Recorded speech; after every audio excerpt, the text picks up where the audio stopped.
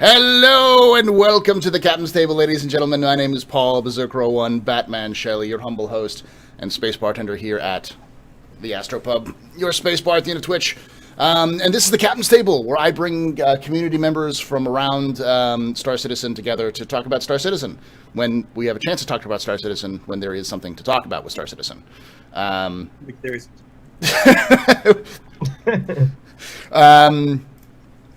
First off, before we get down to the discussing of said Star Citizen, we're going to go around the table. We're going to start with the noob of fire, the man who needs no introduction. Well, but go anyway. I'll try. Hello, everyone. I'm the noob of fire. I'm primarily a YouTuber.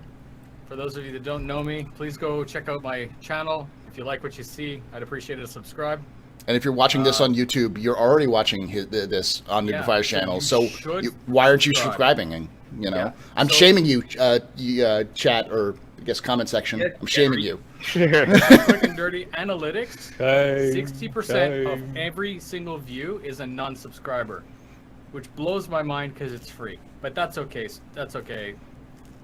Hit Fine. The bell button. So right. So I built a no bullshit channel and no bullshit content. So quite frankly, lately it's been a little bit not frustrating, but I've been taking a break. There's nothing to talk about. We're waiting for cool stuff. There is cool stuff coming, like winter is coming, and when that happens, I'm gonna tear the ass out of the content, but not for right now. So I've just been enjoying outside, driving my car, and talking to you guys.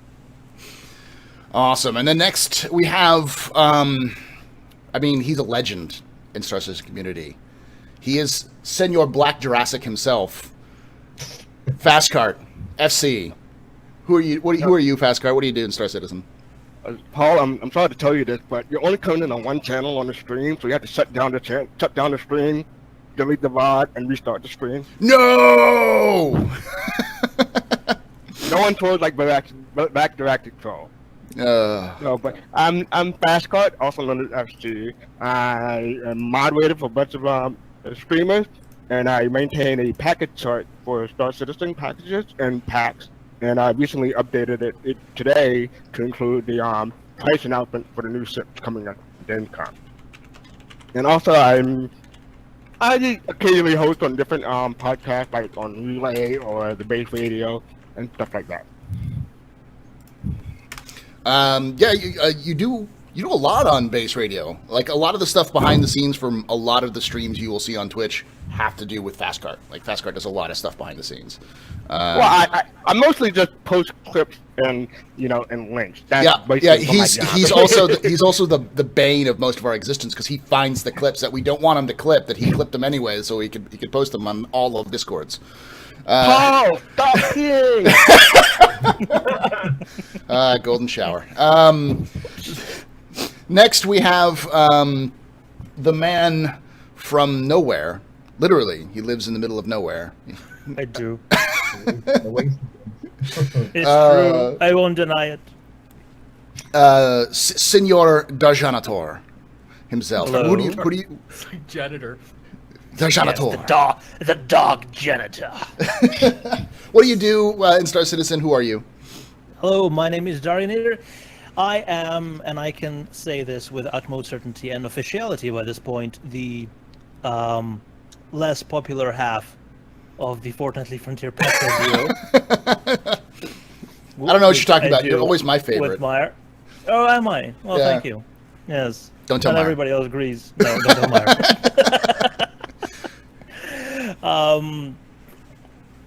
I do videos, and then I go on vacation for 2 weeks, so that's down the drain, I suppose. I do streams, and then I go on vacation, and, I'm mostly on vacation, apparently. Oh, and if anybody's asking, tonight's inebriation is brought to you by the Belgians. Awesome. Good job, Belgians, with your beers.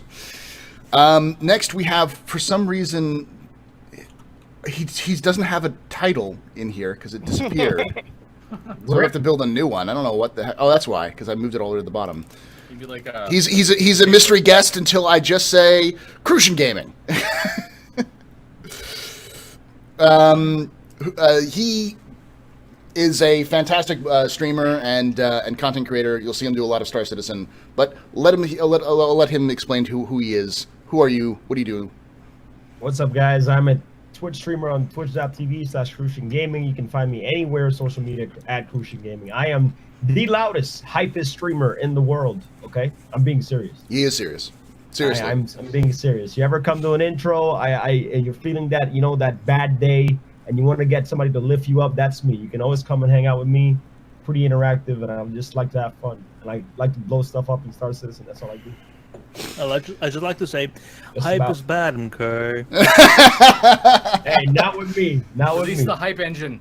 His Crucian's follow sounds like alert is just him screaming, "Hey asshole!" really loud. Nice. So it's almost like you're trolling him the entire time. Like all of his like alerts are just like loud noises in his ear, so you can hear it.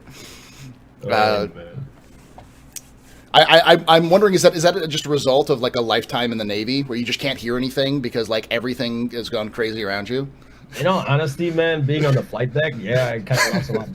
But at the same time, it's like I don't know how to lower it because it's all coding. So just keep it loud. To me, it's not loud. I guess to people it is, so I apologize. Oh, it's great. You're wearing right now, look like you're still on the flight deck. Yeah. And finally, we have the other bartender on Twitch, the man from Green, the tikiest of the tikis, Fairasalt. Who are you? What do you do in Star Citizen? Hi, I'm Fairasalt. I'm, like a very chilled streamer. I'm just relaxed and having some fun in like Star Citizen, because I've always felt that like being really loud and obnoxious really doesn't help you as like a content creator. So I think. Sorry, I can't keep that up. Oh, good, he couldn't hear me. I couldn't. I'm sorry. So I have a question. So we have two bartenders here. Are we going to have like a contest like that movie with Tom Cruise? Oh yeah, What? Cocktail. Bartenders don't compete. We just want to get you drunk and make you pay more money for us. Those guys were competing. Because it was Cocktail. Hollywood. It's wrong. It's real life, man. Crucian, you should mod all your bars are like helmet that. so Just it's actual flipping drinks headphones. and, booze flying everywhere. You saw Coyote Ugly. Yeah, I'm not dancing on the freaking bar table. All right, this is not Coyote Ugly. Fair might, but fire everywhere. It is a regular tech party, though. So that part is true. Talking about Star Citizen, there hasn't been a lot of news recently, mostly because we're about a week away from Gamescom. It's a week. Which Yeah. I think was actually a good time for me to take a vacation, I think. Yeah. Also, who here is going to Gamescom, and why is it not every one of you except me? I'm not Well, I'm not going. I'm not going to spend $2,000 to go to Germany. I mean, Spend eventually, $2,000 to go to fucking LA. I'll- Reciprocate. I will eventually go to Germany to Gamescom when I don't move halfway across the country and spend all my savings. But yeah, no, you're the only person going to Gamescom. Revel in it. Douse yourself in it. Guys, if you want to pay $2,000 to bring me over, cart and all, I'll be happy to go to. I'll even let you say you have a black man to call your own. What? Mine already fulfills that role. Does Speaking everyone of- think that there's going to be Gamescom after commercial launch? Do you think that they're just going to keep doing that? I think they have to. Yeah, it's That'd be I've talked with the community team before about Gamescom, and they said it's their biggest event. Like it is hands down their biggest event of the year. Yeah. So it's important to Gamescom that. is a thing for the press mostly, while CitizenCon is for the backers. So when it comes to press, they need to continue that presence. Otherwise, there will be soon forgotten. Oh yeah, so And they don't want to be just another MMO that was popular for like 6 months and then just everybody forgot about. Last year blew my mind. Gamescom demo was Yeah. I was expecting good, but I didn't get what I thought I was going to get, but I got somehow more. I wasn't expecting to see a whole mission. I certainly wasn't expecting to see planets like that. So yeah, I was really really pumped. Last year's Gamescom demo was the best demo that Star Citizen has done ever. That was Didn't good one. crash. I mean, it didn't crash. I agree. It showed off the entirety of what the game is supposed to be, and it announced 3.0, which they had kind of talked about before. They said 2.7 is going to have all these other things, and then at Gamescom they're like, it's no longer 2.7, it's just 3.0. Yeah, that's the one that had re-entry with the Lancer Yeah. and like the Dragonfly, everything. It the was Dragonfly and the dead Ursa. bodies floating. Like, Yeah. everything was just really, really mind blowing. There was Ursa. Yeah. Never mind. And they even like ad-libs some of the demo at the end because that freelancer wasn't supposed to shoot that guy. You know what? He was supposed The to die best by gunfire. best FPS weapon is Freelancer. That's just the answer. Yeah. You know? You see the orbital bombardments. Yeah, I know, No, and now they've confirmed orbital bombardments. They did. Could you repeat that, please, for me? Because I must have missed that while being on vacation. They confirmed orbital bombardments. You're still on vacation. Don't worry about it. No, I'm home. It's over. I they've- actually had to work on Friday, so it's. Sorry for your It's a loss. good thing you found out about orbital bombardments before you went to Gamescom. Yeah. When I asked you about it, you were blindsided by it. That's why- Way to ruin it at the moment, you know? Oh, that would have been so surprising. Like, why am I dead all of a sudden? I hate when that happens. That could just ruin the whole day. I do want you. I do have one request of you, though, Darj. I want you to go up while Meyer is streaming and back hug him. Just give him a back hug and put your head on his shoulder. If I'm allowed, I've been told that you will not be able to approach the streamers Yeah, unless you I have can do that. hacks. Oh, But I will no, try though. I will get Lando, on my knees and beg Lando if for you're a pass. if or you're at watching this, please let him do that. It would be funny. It won't be inappropriate. And It'll just be love. least it will be the most awkward Super 30-second bro hug ever. I don't know about that. 30 seconds. I've That's seen too- some that's pretty too awkward long. ones. 30 seconds is long, man. That's what makes it so good. No, but I wanted to say I won't be going to Germany, but most of us are organizing bus citizens around the Gamescom event. Like I'm organizing one in Boston, Watertown on the 5th, and so it's during the actual stream. Some people do it after, like in the evening. But I decided to try to have it live and have it broadcast on a big screen TV in a bar. So. What you need is a projector. Well, there's only so much you can do, but so I'm going to put a couple of links in chat. One is the barcitizen.st. Yeah, it's if you have a Bar Citizen event near you, which a lot of them do. I think there's one in Stockholm. There's one in Boston. There's one in I think Austin's doing something. I know probably Florida's going to be doing something. Almost every group is going to have some kind of a meetup around Gamescom, the live stream event, which is on next Friday. There's even one happening. Yeah. There's actually a Bar Citizen happening the day before in Frankfurt, and it's amazing for two things. Because one, it's Disco's birthday, and two, I'll be driving for 12 hours and going straight there and drinking, so that's gonna be fun. After 12 hours, just drink. You're gonna be so smashed. I did that. I'll be smashed for a single beer, even if it's Kolsch, because Kolsch is like 3% or something. You're going to Germany. You don't go to Germany and get shitty beer. Just go to Germany and get a good beer, so you can be absolutely wasted by the time you get there. So go to Germany and get a Belgian beer, you mean? Shots fired, Germany. Shots fired. I kid. It's Germany not going to has make it in the excellent country. beer. They're going to stop them at the border. Yep. We heard what you said. Obviously, you're not familiar with the current political standings in the EU, but there's no borders anymore.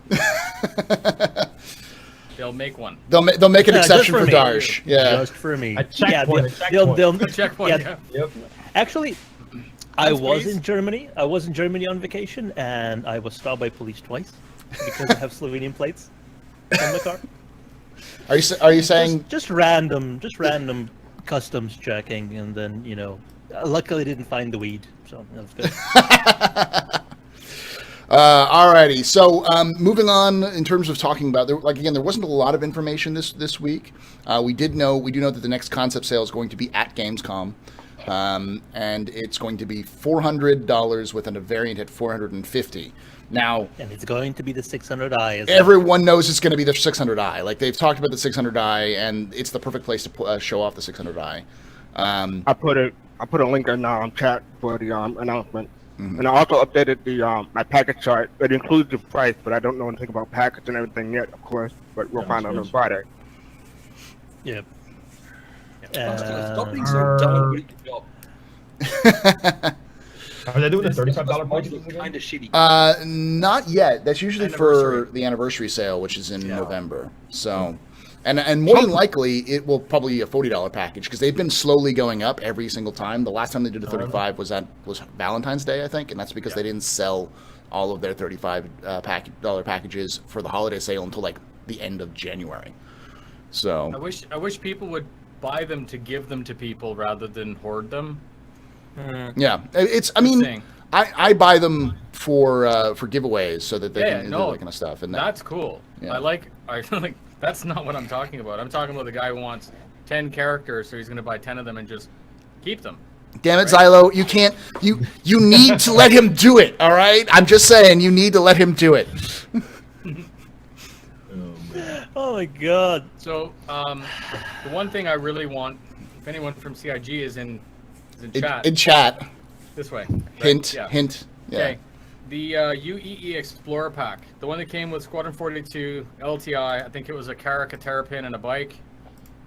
That, anyone who didn't buy it is pissed off that they didn't buy it when it came out, because that's one of the better packs. It's expensive. It's definitely not a starter pack, but it's a really, really good pack for an enthusiast level person. So I'd love to see another pack like that come out.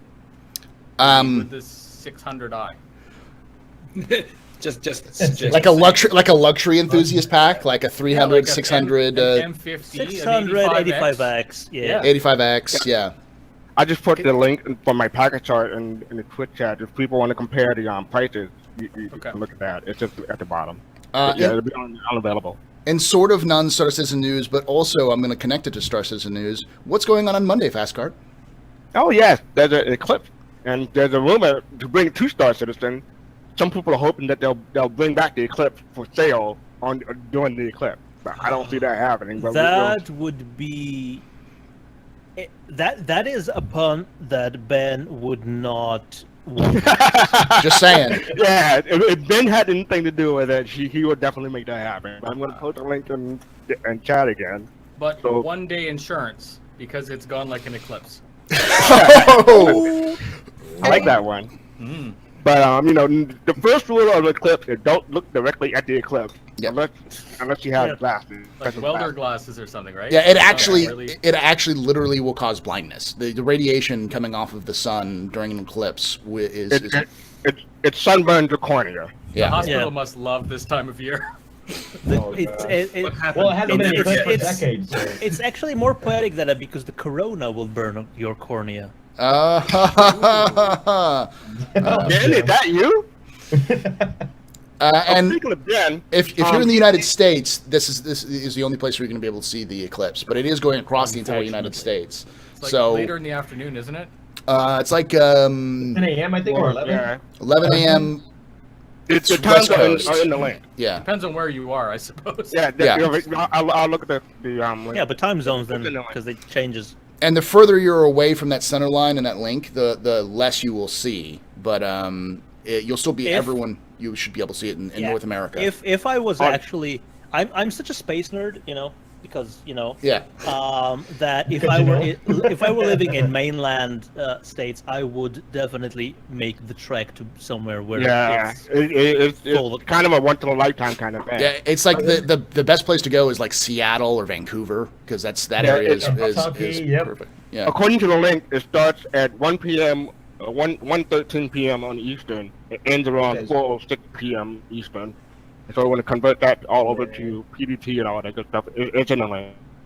You guys saw that thing on Facebook, the woman that was saying it was really inconvenient that it was happening on a school day and they should move it to a weekend? I'm sorry. I saw. I'm not even kidding. That obviously went all over, right? Because people are like, lol, and then they're like, Listen. Yeah, it's really At least dumb. schools around here, they're making an event. Like they're not canceling classes, but everyone's going to class, and then they're going to go out for like an assembly and watch it. It's not fucking fireworks that you can just delay it. It's Move great. the sun. It's science I demand too. it. I want to talk to the manager. Yeah. Move the sun, please. Slow the earth down. Hang on, maybe I can bring this one back down to something that's more a frame of reference to yourself. But there was also a lady who phoned into a radio station fairly recently, complaining that she'd been in several accidents where moose had been hit by her car, and she was complaining that they kept on letting them put in moose crossing locations on major roads. They did. They actually Yeah. did. God damn. Yep. Mockingly, they put it. They just replaced the danger moose sign with like a The danger moves. no. Danger the- moose. It's I like like Danger almost like moose. a- danger moose. Oh, I would watch that. No, but they changed like danger moose crossing sign with like warning moose crossing zebra thing. thing. Oh, all right. But I just wanted to bring up real quickly. Speaking of Ben Pun, he had a surgery recently and he's getting better. Yes, I'll put a link in quick he chat. can see but- again. Yes, he can see again, and you can see. There was going there was from a that post. link. There was a post in on the Spectrum about all the medical issues with his eyes that he's had ever since he was a kid, and yeah, he cannot see from one eye, and they fixed his other eye, but that fix kind of borked itself recently, so he had to have emergency surgery And I to fix that.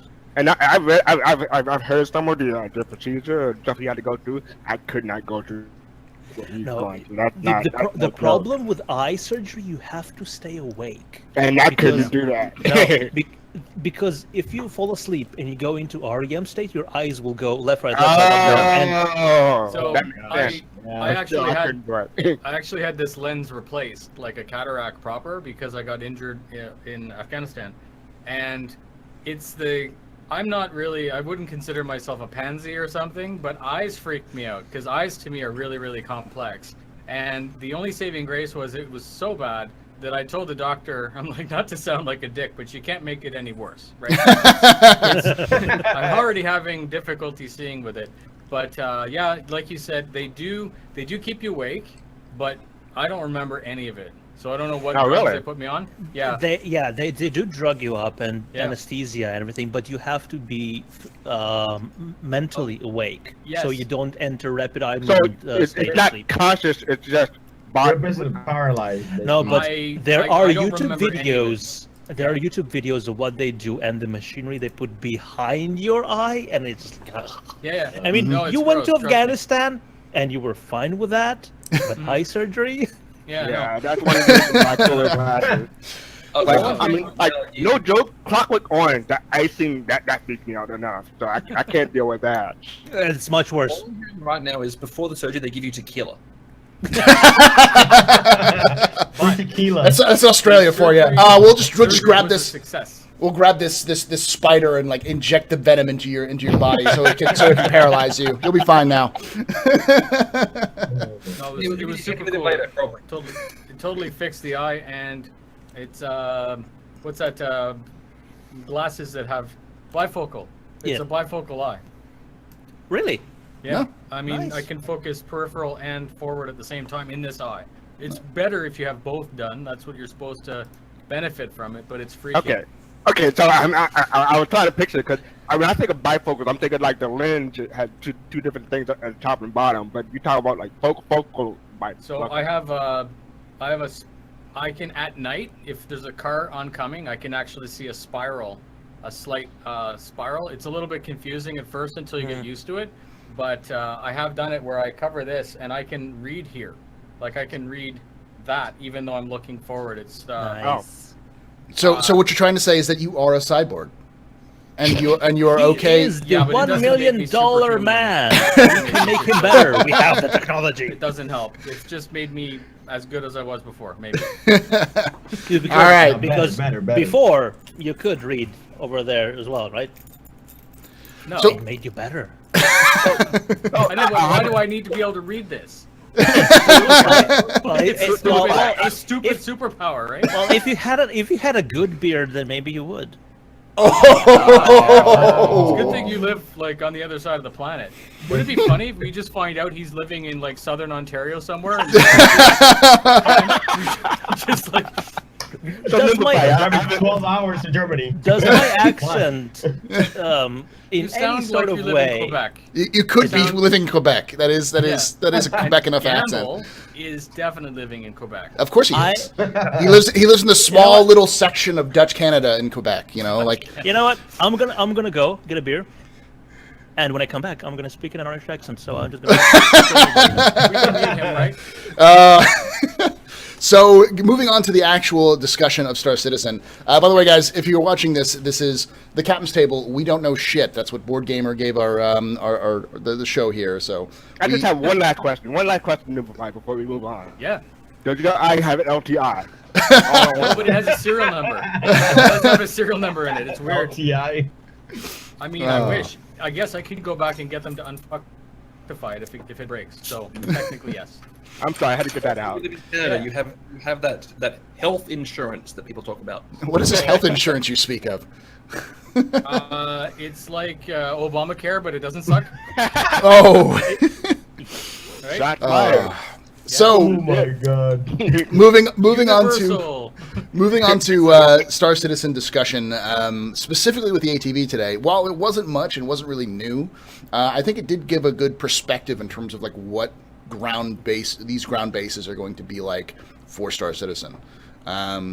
There's a lot of like in-depth lore that it discussed about, but it sounds a lot like these bases will be hotspots not only of player interaction but of missions.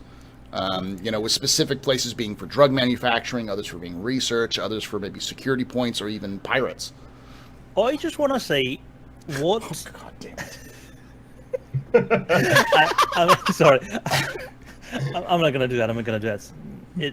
It would have been hilarious, but I also want to drink, and accents become difficult. Anyway, I just want to see how are they going to make bases interesting to visit once you've seen one, you've seen them all. You get to change the decals on it. And different bases had different levels of dirt on them. So Yes, this you one may can be go completely clean. count the dirt specs and Pressure get a spreadsheet. Base 1 752 dirt specs, base 2 1,767 dirt specs. Oh my god! Well, I think Sure the you're not from Ontario. I think the details are going to be important. So stuff that's been there longer may be abandoned, or it may be older tech. So, for instance, I'm envisioning missions where you have to run supplies to these bases to keep them going, like food and medical supplies and so on and so forth. So the missions where you pick up on, say, Olisar or in Levski will send you to these outposts to drop off supplies, which may or may not be traps as well, because like you may just be picking up supplies like whatever, I'm going to take these supplies and not even thinking about it, and you go down to an abandoned station and you get down there and pirates are they're there to meet you, as you try to just going to take your shit instead of paying you. Yeah, So. you said what I was going to say. Like, and opposite of that, there'll probably be missions against you to prevent you from making that trip. Yeah. People trying to stop Also, you from supplying because they I want to just from had other the corporations idea. or pirates. How long until you think that these outposts will be dynamic? Like, if you have like a long-standing mission to deliver food and supplies to a mission, and then Exploration someone day. cuts it off. Like, I think pretty quickly. will it start? Yeah. Will that outpost soon get abandoned because they couldn't live there anymore, and then start getting more and more like decrepit? Oh, you're talking about like That's persistence. That's Yeah. the actual definition of persistence. That things change. Like if I blow the windows out of Port Olisar, obviously I go to jail, but in one day people come and fix the window. Yeah. Like that kind of level of realism. Well, actually, but also in connection to what Chris was talking about, like the he was talking about like actual cities and how different economic states will affect how it looks like if they're in a depression, like there'll be more graffiti everywhere and junk and dirt and hobos and shit like that. But if in a town, in the same town, when it's an economic boom, it'll be much more cleaner, and when do you think we'll see stuff like that actually happen with bases when they actually change over time? I think it's going to be a bit, because they said that these initial bases are handmade, handcrafted. They're building the bases for them. It's probably going to take an entire tech leap sometime between 3.0 and 4.0 for them to do that. Maybe even 5.0 if that's still be happening before actual release. Mm-hmm. Possibly. It could be an after release thing, because to be honest, or it could be I don't know if the tech is even going to be possible, to be fair, for that kind of stuff. Like Chris has talked about it for quite a few times already, so it's still like at least on the agenda, if nothing else. Yeah, no, it's definitely in there, but we'll see. Now there will be things like, as Noobifier says, like the blast doors will come down if you shoot out a window, and to prevent, because we've seen that tech in place. Like it's definitely possible. Yeah, it's the question is that how often will you see how often will it happen? If someone, and the other thing is as someone pointed out, like, but you would have griefers coming in and shooting out windows. It's like, if a griefer shoots out windows, they're going to get torn up with those automated cannons. They're going to be back in player, like, character development screen. Like, they're going to be dead.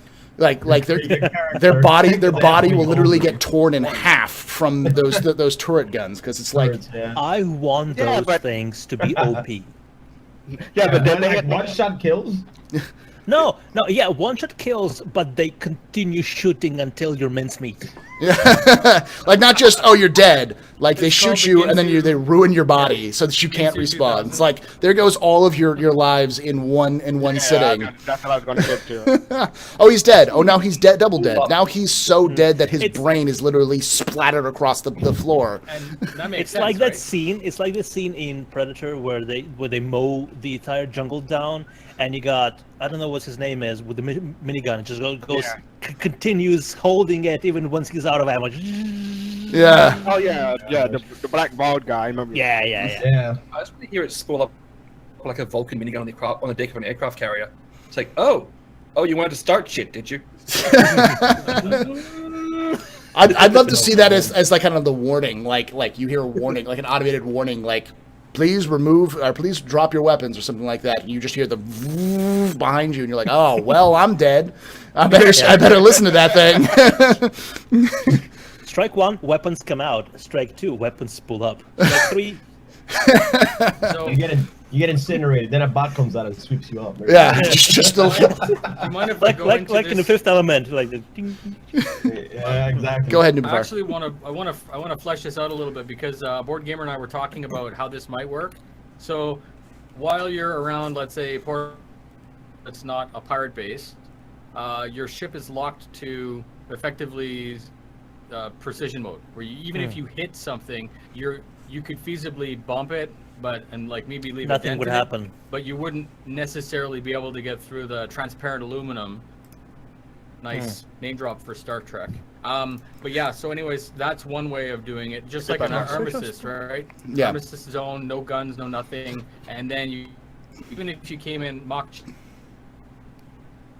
cruise, hold on, you would automatically put on the binders and bring you back down to 50. So that's one way of doing it, because you can still bump into stuff and it won't cause catastrophic damage. So that's a nice kind of semi-realistic mechanic in there to prevent griefers from taking out Port Olisar, where you're supposed to spawn from. So that's that's kind of one way. And then the other one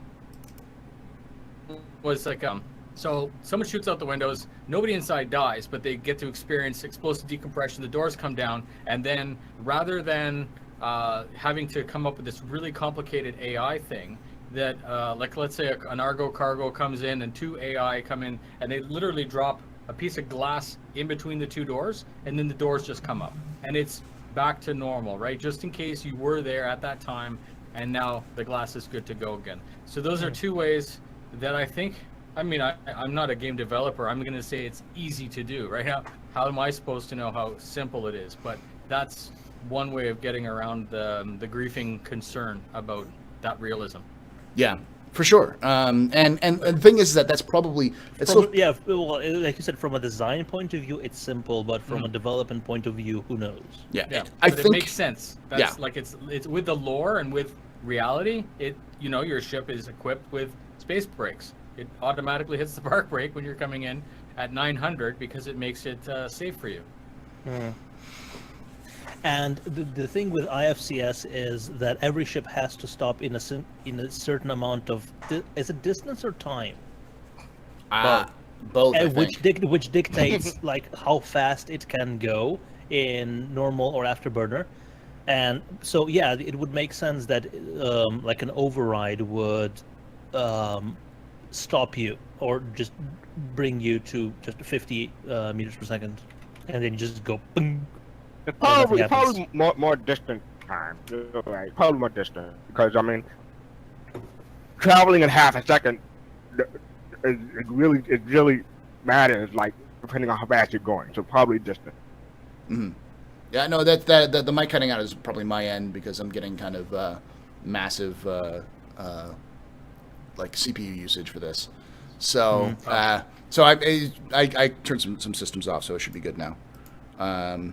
Make sure. Fred Ripper. Yeah, Yeah. It's like your Meyer who actually just leaves both Star Citizen and Battle, player unknown's Battlegrounds running at the same time, and then wonders why the hell is the podcast buffering so much?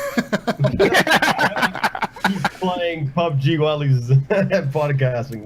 Now, in terms of what he does is at the end of the stream he just tabs out and then forgets he just tabbed out instead of shut down the game, and he has several games running at the same time at some point, and it's just like.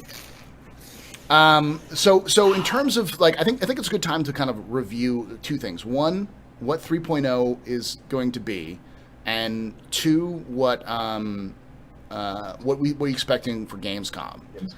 So like, what are we seeing? What do you think we're going to be seeing with 3.0? Because this is a good time because they've officially moved all of the developers away from the game dev branch to 3.0 branch, which means that they're all focusing on 3.0 specifically, not working on other side projects right like now. 3.1 and beyond.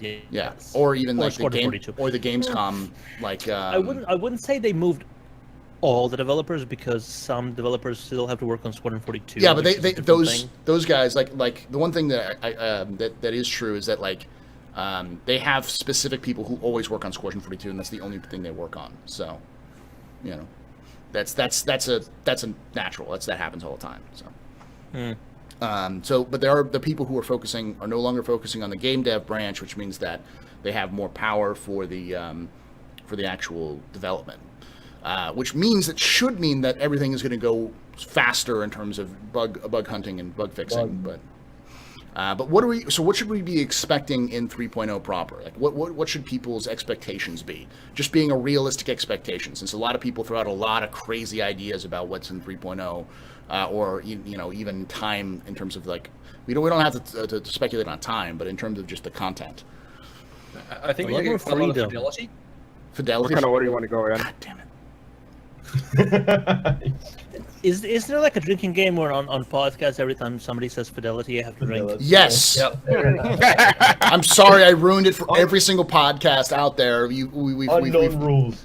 We've No, broke. Redwood bingo has always been a thing. Yeah. It's not just you. Yeah. No, but one realistic thing I think we can all expect from 3.0 is, even though there's a lot of there's a lot of work going into it, and even Cody will eventually get to it. When a few people don't come out to the masses, you can still expect a lot of bugs. Yeah, no, for sure. That's a good realistic expectation. There's going to be a lot of bugs. No, but that's an alpha. I mean, that is a definition of alpha. There will be bugs. Yeah, but people expect magic, and I guess that's the point of what Fastcard's trying to say, is that you shouldn't think that it's magical 3.0, it's going to be perfect, because instead of talking about what you were asking, Paul, I was going to say I could work it from the other side, that it'll still probably have 24 player cap, it'll probably still have 30 FPS cap, and the hitbox registration might still suck, weapon balance might still suck, and like, I'm not trying to sound like a pessimist. I want people to not get hype, right? Which was the whole point of my last video. It's insane. I'm like, you're in Facebook, and this guy's like, will we be able to go get our face changed to change our identity to low our wanted status? And I'm like, what? That doesn't. No. It's not a We don't even want GTA that. spray shop. Like, Yeah. I don't like, and then it's funny because I'm trying to be like super positive, right? November Oscar, enter. No, like that's not even.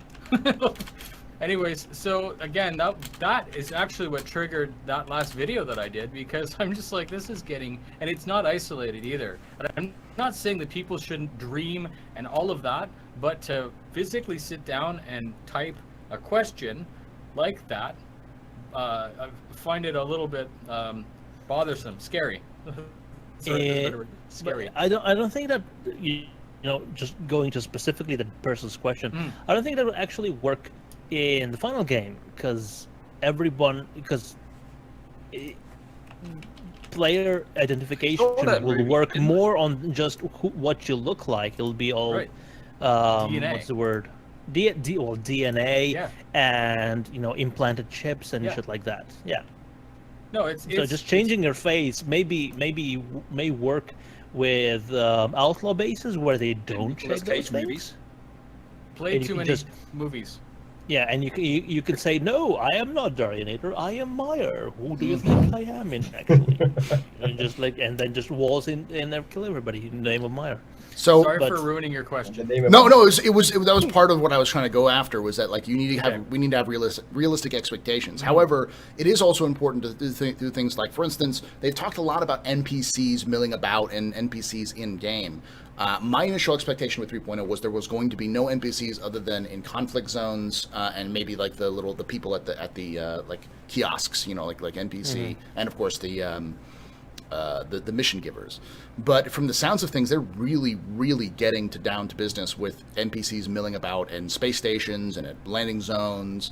I don't think we won't see like NPCs trading. You won't be able to like ambush NPCs trading unless it's a mission. But they even said something like they'll have escort missions for NPCs where you're escorting NPCs to places in 3.0. So I have a related question. Do you think they'll change the keyboard binder again? Of course. Of course, they have to. Oh, come on, man. No. Man. It's going to be changed every single time up to They're gonna release. They're Yeah. gonna add to it, but it's intuitive right now. What they've got right now, I was originally default, really right? frustrated because we'd been playing with it for 2 or 3 years, and then they're like, "What are you doing, Disco?" I know it wasn't Disco, but Damn you, Disco! Red one! But I like the fact that they're basically unified now. The FPS, the vehicle, on all of the flight, they're all. If you play keyboard and mouse, all those buttons are pretty much the same.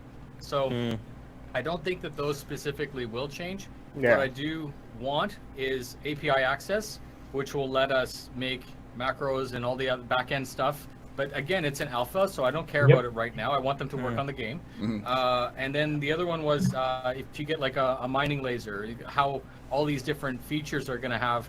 They need to have hotkeys as well as the hold down, look Z, and then click it with your finger, virtual finger. So it can't be only virtual finger, but they're going to be adding. They have to be adding stuff as they add game mechanics, right? It's Well, also related question. you mentioned hold Z. Go ahead. I have here Your keyboard. It's upside down. Yeah, That's a clean keyboard, by the way. It looks greasy. it's not. It's not. Is that a white stain? I'm just trying to say. Yeah. Hit that thing with a black light. See what happens. Look here. Look here. What key is supposed to be here? Jackson Pollock painting. Is No, this, what that key is is a, supposed to be here? is that a Y? VCX. Yes, because I have a quartz layout, not a QWERTY layout, and that's been How's that my driving me problem? up the fucking wall. That's not my problem, man. Go get a keyboard. Special. No, My because question it's the layout that I've been taught to type in, and I can type at 180 words per minute with this fucking layout, and I can hit Z 180 times. Z. Canada. So, my question is related to talking about your unified layout. Do you think they have a unified layout between ground vehicle and a They've Hyper. had ground vehicle layouts since before 2.5. Like 2.4, they had Because Ground Grey Control Cats. OS. Yeah. So Oh, okay, I already- missed that one. It's already all set up. That's why they did that. And everyone was like, "Oh my god, it's going to be like change after change, like you're insinuating." But I actually think that what they've got here is like the 95% solution. And I think that the control keys aren't going to go anywhere. And I know people change, however, some people want to use the arrow keys. Mhm. What? Anyways, WASD, QE spacebar control, perfect. I like it Yes. because it gives you, all your 6 DOF and everything like that. So I don't think it's going to change that much. okay. I think they'll use the existing thing and tweak it slightly, not change it completely like they did the RF to control space thing in 2.5. I think they will not be that drastic. That that pissed a lot of people off, but that's okay. Everyone got over it. And more importantly, they left the legacy default key that you could just click and make it what it was. If you really, really don't like it. So the other things that we can expect, like I said, NPCs. We're not going to get a huge overlay with the or overhaul with the keyboards. We're not expecting. Now I do believe more than likely I'm expecting all of the noobifiers of the world, the YouTubers of the world, to be making every single tutorial on how to use the Mobi-Glass, because the Mobi-Glass, while it looks kind of intuitive, it looks a lot more complicated now.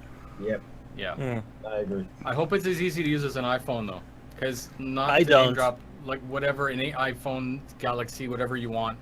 I've seen 4-year-olds pick up a phone and just be able to use it. I want it to be that well planned out, and I think That I do agree with, yes. we're at a place that if it sucks, like if it comes out of 3.0 and there's massive problems, like then we need to figure out how to fix it. Or I how to actually- suggest corrections. I'm gonna go ahead When and make Zane Bian came first on board, he had some weird ideas that I wasn't getting behind, but seeing his like a few months later, I think he started realizing that some of his more extreme ideas just not gonna work.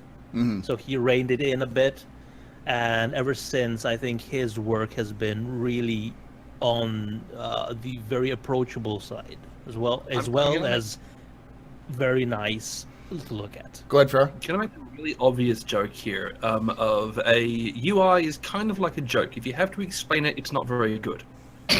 Yeah, that's actually a good way of That's putting actually it. viable. That's a good yeah. point. That's actually good, yeah.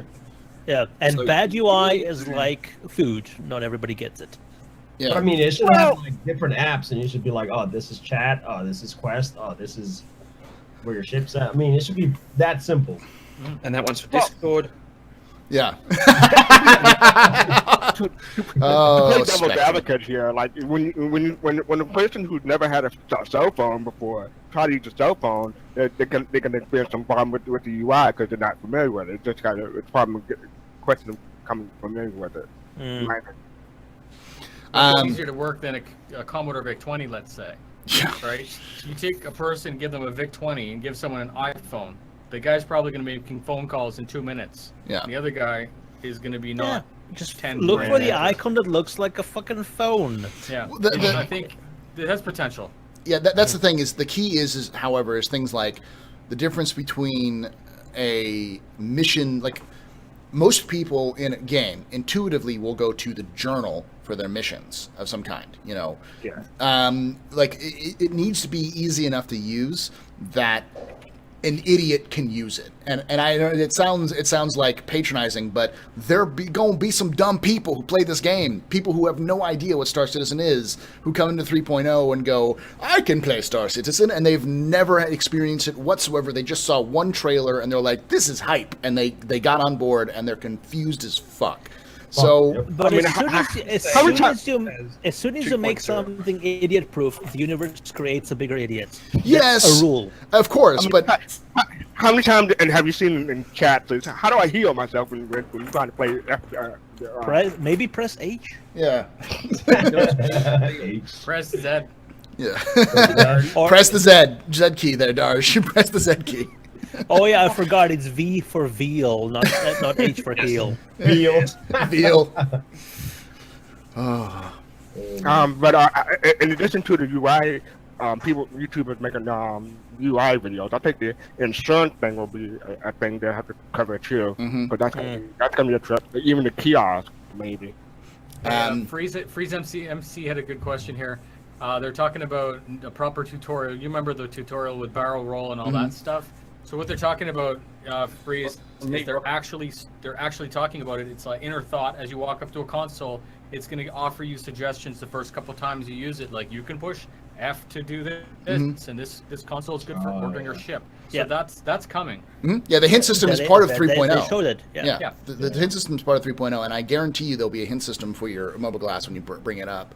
But will the hint system be idiot proof? I mean, all MMOs have to have that. Yeah. Do I have Fastcar? Do I have to say it again?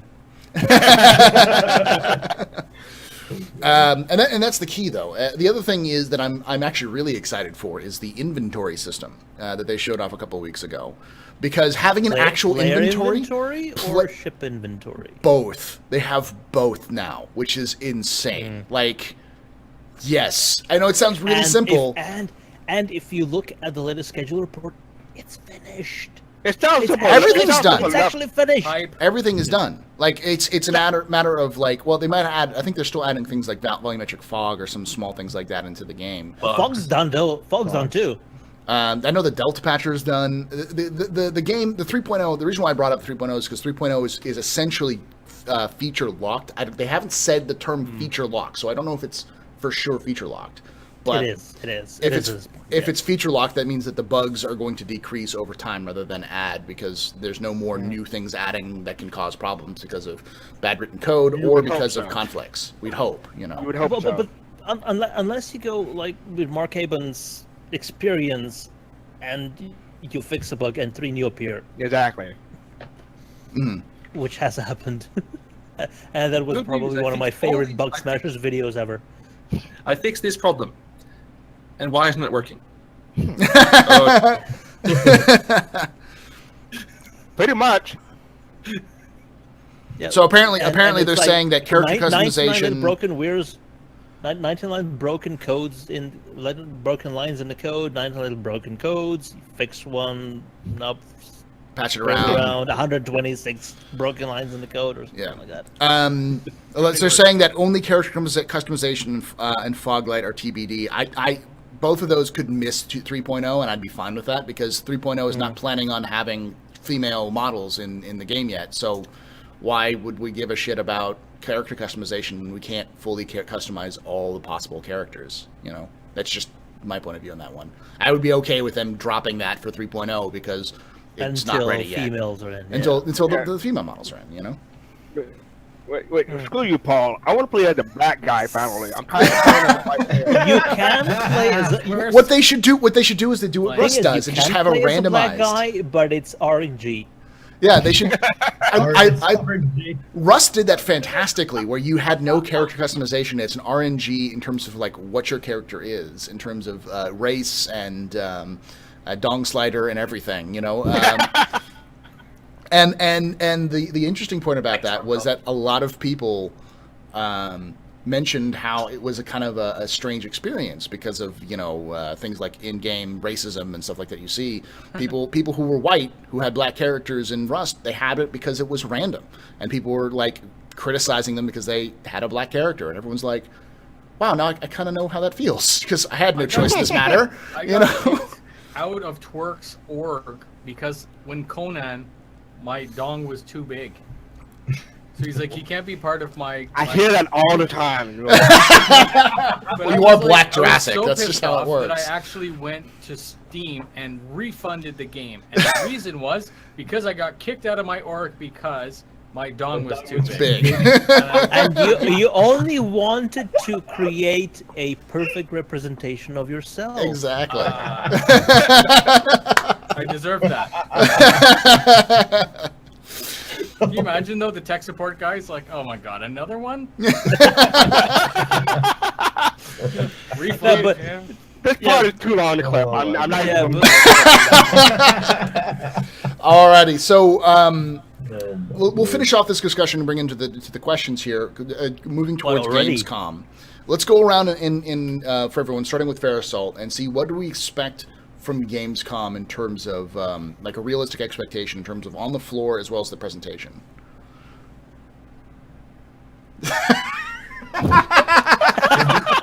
Also, very back. Muted. He intentionally muted. NDA. No, wait, go ahead, Fairasol. I think that's the best representation of what we'll be seeing there. Also, in the traditional.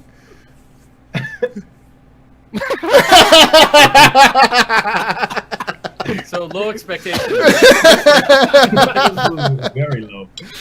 And I feel really bad doing that because I know the people who do the production and the event side of CIG, and they really had everything knocked down for it, but everything went wrong on the day. So Oh gosh. I think we'll see some pretty cool stuff.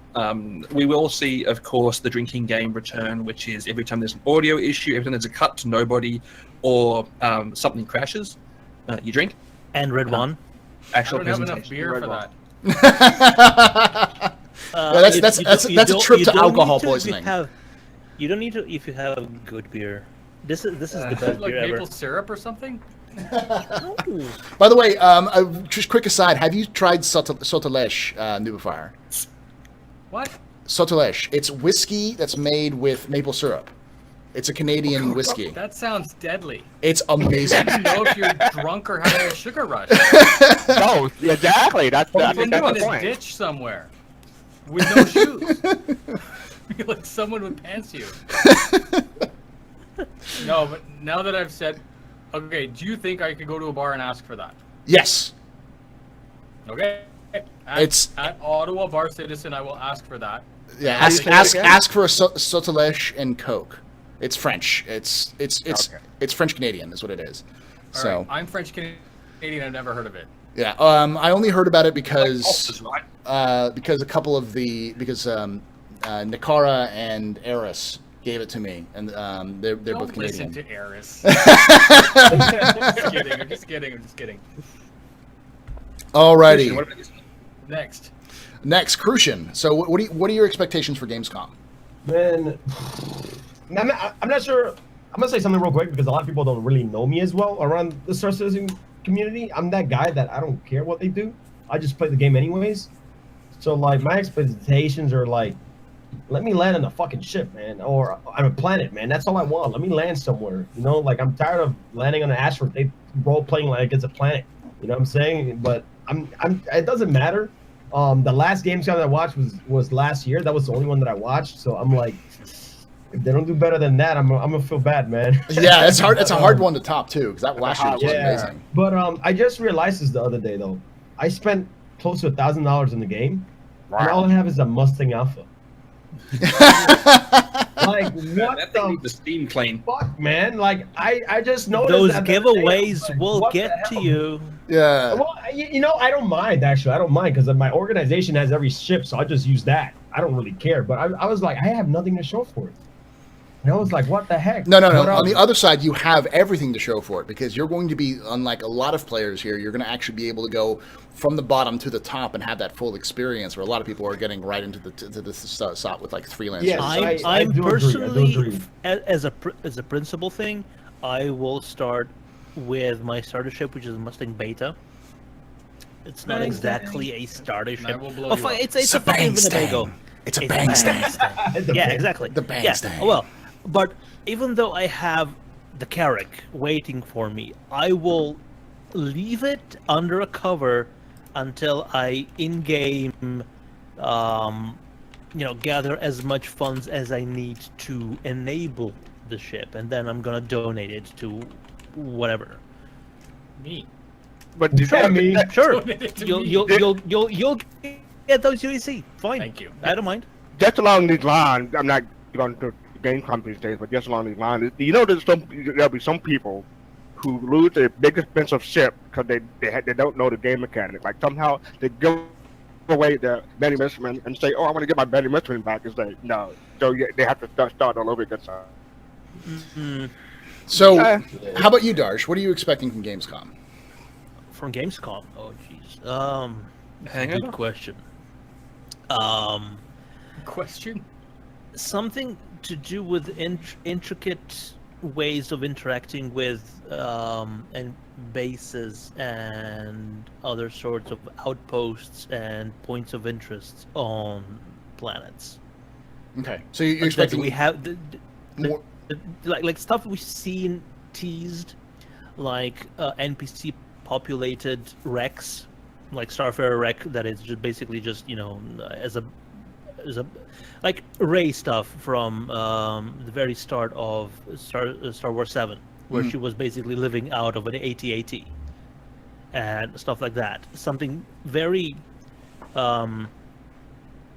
nuanced, not in your face sort of thing, but actually running in game instead of just a rendered engine thing.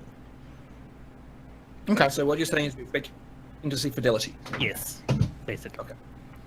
And Fidelity. fuck. Drink. I gotta get my cool I don't out. want to drink too much. This is 10.5 alcohol by volume. At least it's not lemon gin. Are you drinking lemon gin? Lemon gin.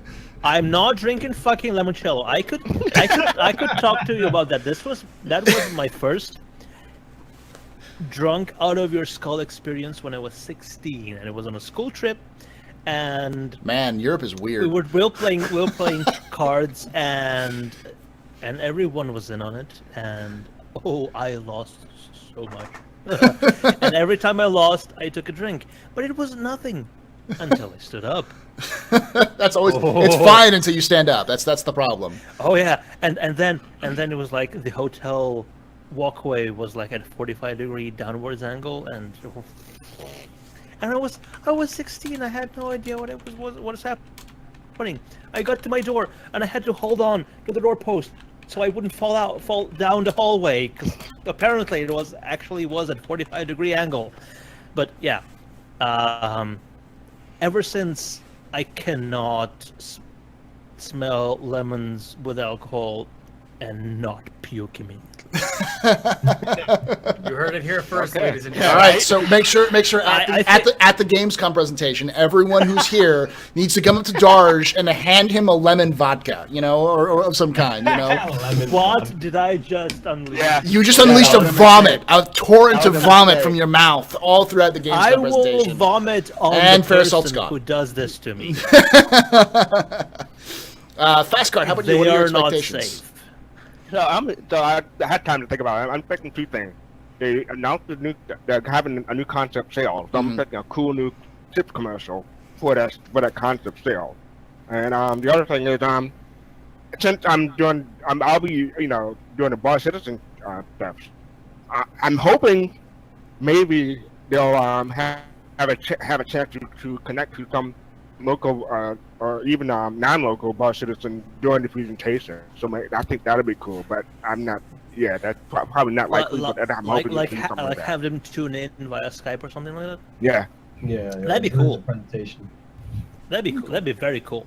And 'Cause they do need to acknowledge all the people tuning in Agreed. at actual events all around the world. For sure. And for people who are playing Buzzword Bingo, immersion. God damn it! I drank all my beers, so that just happens. Anyways, Nubifier, how about you? What are your expectations for? I know you don't do bullshit, so give me. This is No bullshit. Yeah. so. This is funny because I am personally offended by all the crap like we were talking about. Yeah.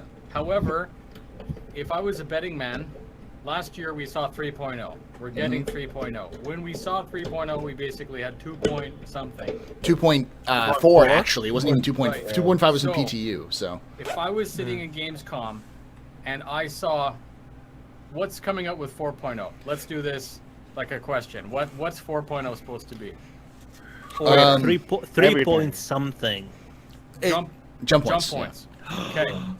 See, Darginator just got it. Mm-hmm. So that's what. Oh, okay. If I was Yeah. a betting man and I wanted to blow people's minds, jump points. That would- Take me to yeah. another sun.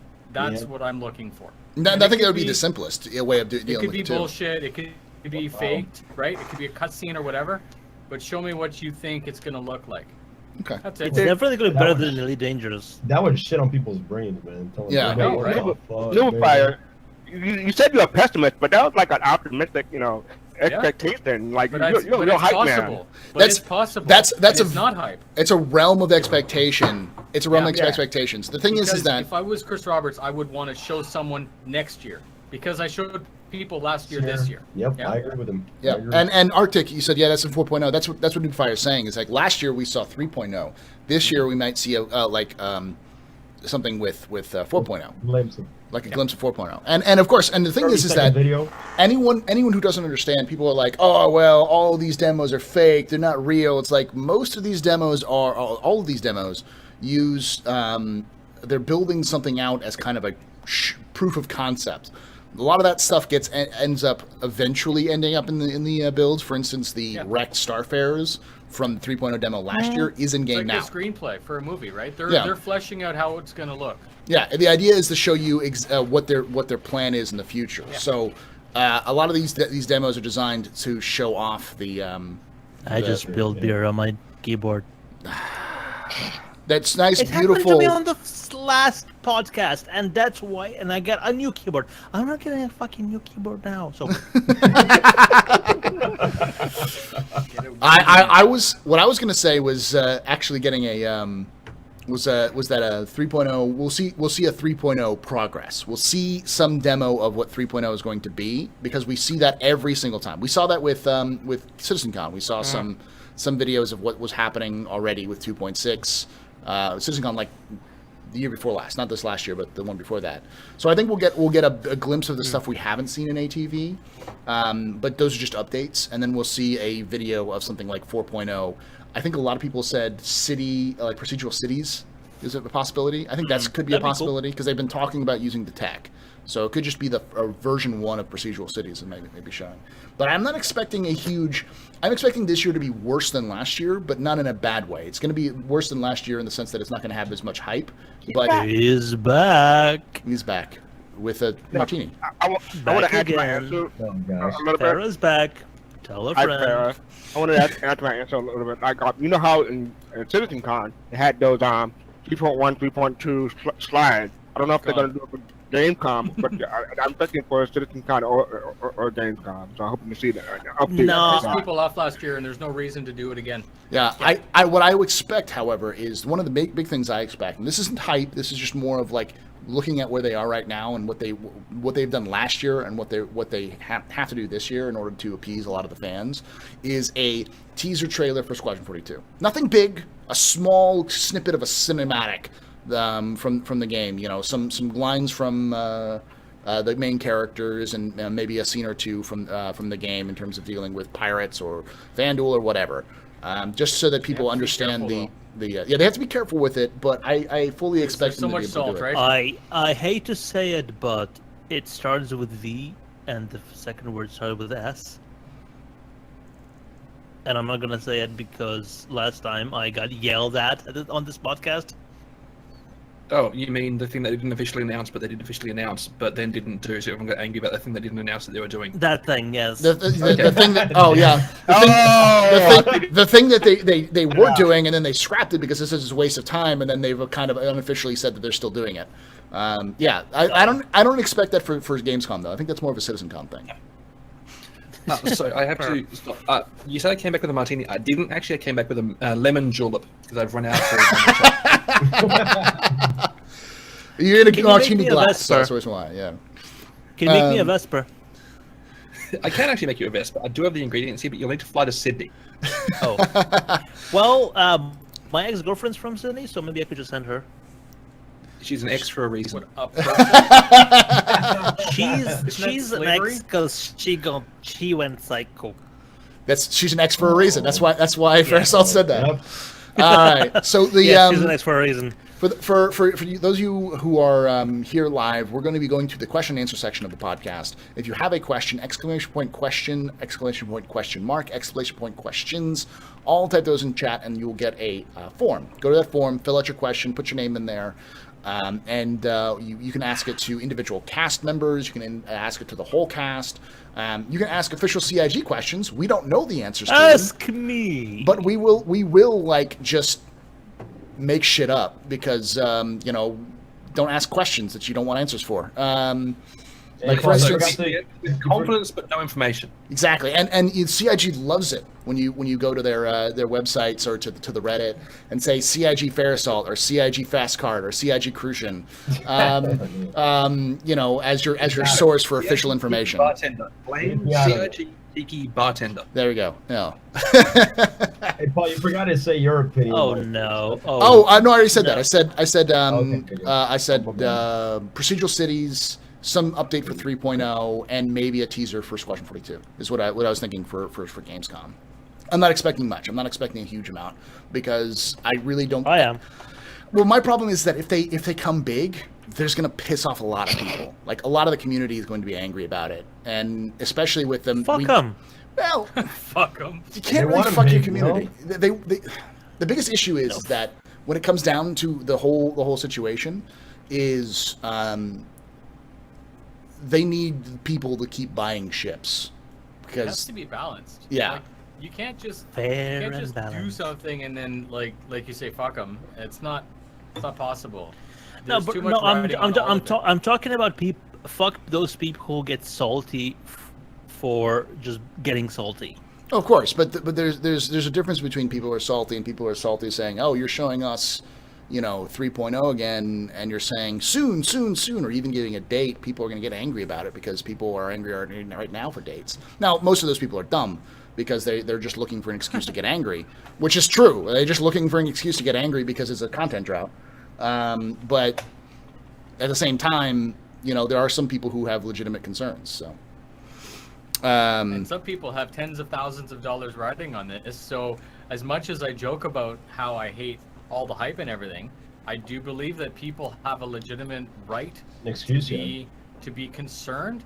Not necessarily, don't lose trust, or I used the word faith in a video, and a lot of people lost their mind because they think it's a religious word. Whatever. So let's not go there, but you know what I mean? A lot of people have a lot riding on and a lot of faith that it's going to work right. And if they don't consistently see progress, then they start to get worried. It's normal, it's human. So that's where the schedule report is supposed to help stuff. But then the schedule report that changes the day before something's supposed to come out, that's worse than having a schedule report, right? So I would almost rather see a schedule report updated half week, I would prefer a schedule report that's not as specific. Like estimated dates instead of one date, basically. Yeah. I mean, I was fine with what I'm saying, like 3.1, 3.2. Those are fine. They didn't have dates. They just had patches. No, and the huge advantage of talking about 3.1, 3.2 is that you don't have to say dates. You can just say, "Hey, we're working on them," because that's what a lot of people care about. Is say, "Hey, is progress being made? What's going on behind the scenes?" We just want to see what's going on beyond just what you're showing in ATV, because ATV is obviously the highlight reel. You don't necessarily want to see the highlight reel. You want to see all of the progress that's being made. Yes, sure. Yeah. What you want is a webcam on every developer 24/7 stream. The toilet. As funny as that is, it's not realistic. So this is the schedule report. You want to be fly on the wall for every developer ever. That's not necessary. Mark Eben should always wear a body-mounted webcam. No, that I agree with. Fun. You guys make fun, but I mean, the next time a company decides to do open development, that's probably what they'll have to do. They probably have to do Big Brother game developer in this somewhere. Jesus Christ. Here's your GoPro. So we were joking about it. I don't think we need to get there. I don't think we don't need that. ATV does a very good job weekly. Mm-hmm. What I do miss is the 10 for the chair. I thought those had a lot of value. Those were good. People used to get pissed off at the different questions or whatever. Probably with the 10 for the chairman, questions just kept repeating themselves. Yeah. Right, so they choose different questions.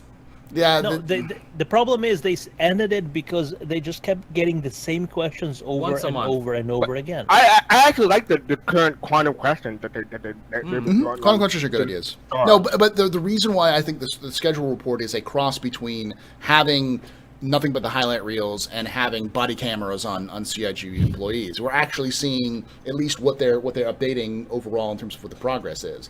And I know a lot of people out there are saying, "Oh, this means nothing. They're all just making shit up." If you're at that point, then as I said before, then Chris is actually a golem who lives at the center of the earth, and the aliens are walking among you and controlling your mind. Get your tinfoil hats on, because at a certain point, if you have that much trust issues, why are you following the game? Like at that point, anything can be true. Out. Yeah. Just buy when it comes out. Just like whatever. It's fine. Like, but then when they come out, it's gonna be like way 3 times the money. Then they're gonna. Not my problem. Exactly. I don't give a fuck. Like that one doesn't bother me at all. Like, and then the people that want a refund, they're gonna come back. They're gonna come back because they bought the game because they wanted to play the game. Mm-hmm. And it's as stupid as it sounds. You guys are gonna go, I want my $1,000 back, and when the game comes out, you watch. They'll be there paying $100 for their startership, and it's fine. I don't care. That's perfectly. That's normal, and that's their right. So I'm not going to shame them for that. So you still have faith. They trust. Yeah. Anyways, we'll move on to the to the questions. Again, these questions you can ask anything. Now there are a couple caveats. You can ask dumb questions, which I will answer, and we'll make fun of you. And there are some questions where I just straight up won't answer. So if your question got skipped, it means you asked a bad question or a question that literally shouldn't be asked. Because there are such thing as terms of service here on Twitch, and you go fuck yourself. Good troll questions. Good troll is okay. Good troll. Questions get Go to Fair perfectly. Fair Assault will answer all the troll questions because he's got such a lovely accent that I like to hear it in. So, the first question comes from Auntie, who asks, "How viable will pirating on planets be for people who aren't the greatest at flying?" It's more you have to have skill. You have to have skill. Like if you're shitty in the game, you're gonna not be very successful. I think what Auntie's saying is like he's a better FPS player than he is a pilot. Grab a buddy. You know, do your FPS thing, but have a pilot with you because you find a ship at your getaways. And I actually think it'll be kind of viable for camping specific spaces, or like kind of like old school banditry, where you're gonna figure out where the routes are on land, and you're going to stop somewhere between the actual point of interest and where the landing zones are. Like those zones where you can't land because of atmospheric issues or because of other issues, where they have to like land outside of it and drive in. Then you just set up a nice spot where people generally are going to go through and then ambush them. So if you're a bad pilot, just man a turret or something. Yeah. Well, honestly. Or EVA out, and take the shit. So. Yep. Or maybe you become a lawyer and then you'll make a better living. Or move people's faces off and put them on other people. Yeah. That is a scary thought. Star citizen lawyers, with the amount of smart people and people who like to debate and argue in game as it is. It's like, everybody will sue you. Everybody wants to do all their job except mine is going to be a monopoly, and we talked about this in a show before. I'm gonna have a pizza shop. Nobody's gonna. No, I'm gonna have a monopoly. Yeah, no one will have a sandwich shop. Ooh, a 600p. A 600p. It's like the size open up and it's a pizza shop. That's the variant. So that's what Fairasol and I thought about. It's like nobody else has bars. We're just gonna run the shape on bars. That's right. You can even have your own ship skin if you can make it like have your logo. Dominoes. Yeah, that'd be awesome. No, not Dominoes. Yeah, Dominoes. At least get some quality things in. How many Dominoes do you have where you live? None. Zero. But I had Dominoes when I was in LA for Citizen. Oh, I'm sorry. Not the same. All right, next question comes from Mayonnaise015, who asks, "What advice, if any, would you give to CIG on managing hype and expectations for Gamescom?" I think we already talked about that a little bit, so we'll move on to the next one. Saltybacker3000 asks, "Do you think it's smart to sell 400 ships after 10 months without a patch and a super long delay for 3.0? Are these ships $400? Are these ships getting old? Getting old with what seems like people asking for ships, no matter how little we get in terms of content." I think 3.0. I think the idea is that we don't have 3.0 yet, and so people are complaining that we're still selling concept ships, even though they're and this has been answered. Ships are content. Don't buy it. Yeah, Just don't buy it. Like, but ships are content. and the thing is that let's look at the the actual sales numbers. Yeah, I was going to say that. People actually want to buy ships, so why wouldn't CIG give people what they want? And that's If exactly people want to buy a ship, and when they're doing it, they're going to keep doing it. The Eclipse made holding a 1 gun to million. The Eclipse made $1 million in sales in 2 days. $1 million in sales in 2 days. The Nox made 1.5 million in its entire run. All right, like these ships make them money because people buy them. If people were angry, they sold 14,000 Nox in the first 24 hours, and that was just on a war bond ship. Yeah, and if people store credit on that, if people don't want to buy ships. Or these concept ships, if they're really upset about these concept ships, then don't buy them. Vote with your wallet. I personally don't necessarily I purchase some of these stuff because it's part of my business, because I use these ships as giveaways, but I didn't buy an Eclipse. The only ship that I might even consider purchasing in terms of my personal ship collection is a 600, but I may not purchase it if it's $400 because I don't have that kind of cash lying around. So it really depends. Is more like what you personally believe, and so at this point, it's like, is it bad? It could be, but the backers are saying it's good. So if CIG, if getting all these signals from the backers saying, hey, we want more concept ships, they're going to give you concept ships. The artists that are making the ships people are also... actually are voting with their wallets. exactly. Mm-hmm. And what I was going to say is the actual people that are working on the ships aren't the people that are working on the game. Yeah. So, I mean, I understand the point is like, they did I say every single wouldn't month. say that. I would say people who aren't working on the ships are working on the gameplay of the game, because they are still working on the game. Yeah. Ships are part of the game, and etc. etc. etc. So Darcy doesn't lawyer, it's folks. semantics. Fidelity. Drink free beers. I'm trying to fix my fucking space bar because I spilled beer on it. It's got these fucking things on it, and I don't know what to do with it. What am I supposed to do with this bullshit? Throw it out. Buy Normal keyboard. a real keyboard. Buy a keyboard. No, so basically, I mean, I don't care about I don't have an opinion either way on the ship sales. I understand they pay for the game. That part I like. Me not paying for the game, that part I like. Right? Someone else paying for it. No one's holding a gun to anyone's head. No one's kicking down the door at 3 a.m, pulling you out of bed, fire up the computer, put your thumbprint on the thing, and hit go, and now you're bankrupt. Right? Yep. It's not That like thing, that. yeah. It's 1,000% voluntary. And if you want to spend $30,000 on the game, that just means that I don't have to spend $30,000 on the game to make it good.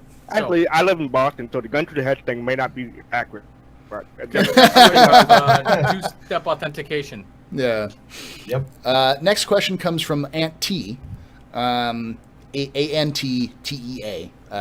who asks, do you guys have any specific shenanigans you want to pull off in Star Citizen?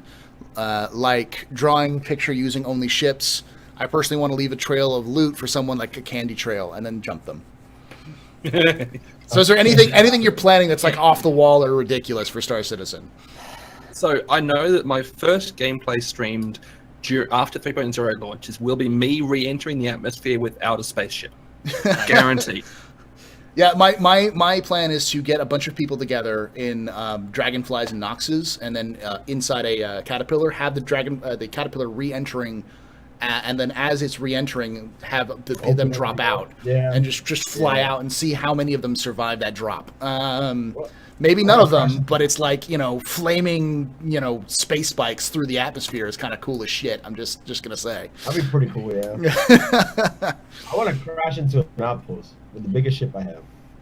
Am There you I go. the only one whose job isn't to break the fucking game and just enjoy it? Yes.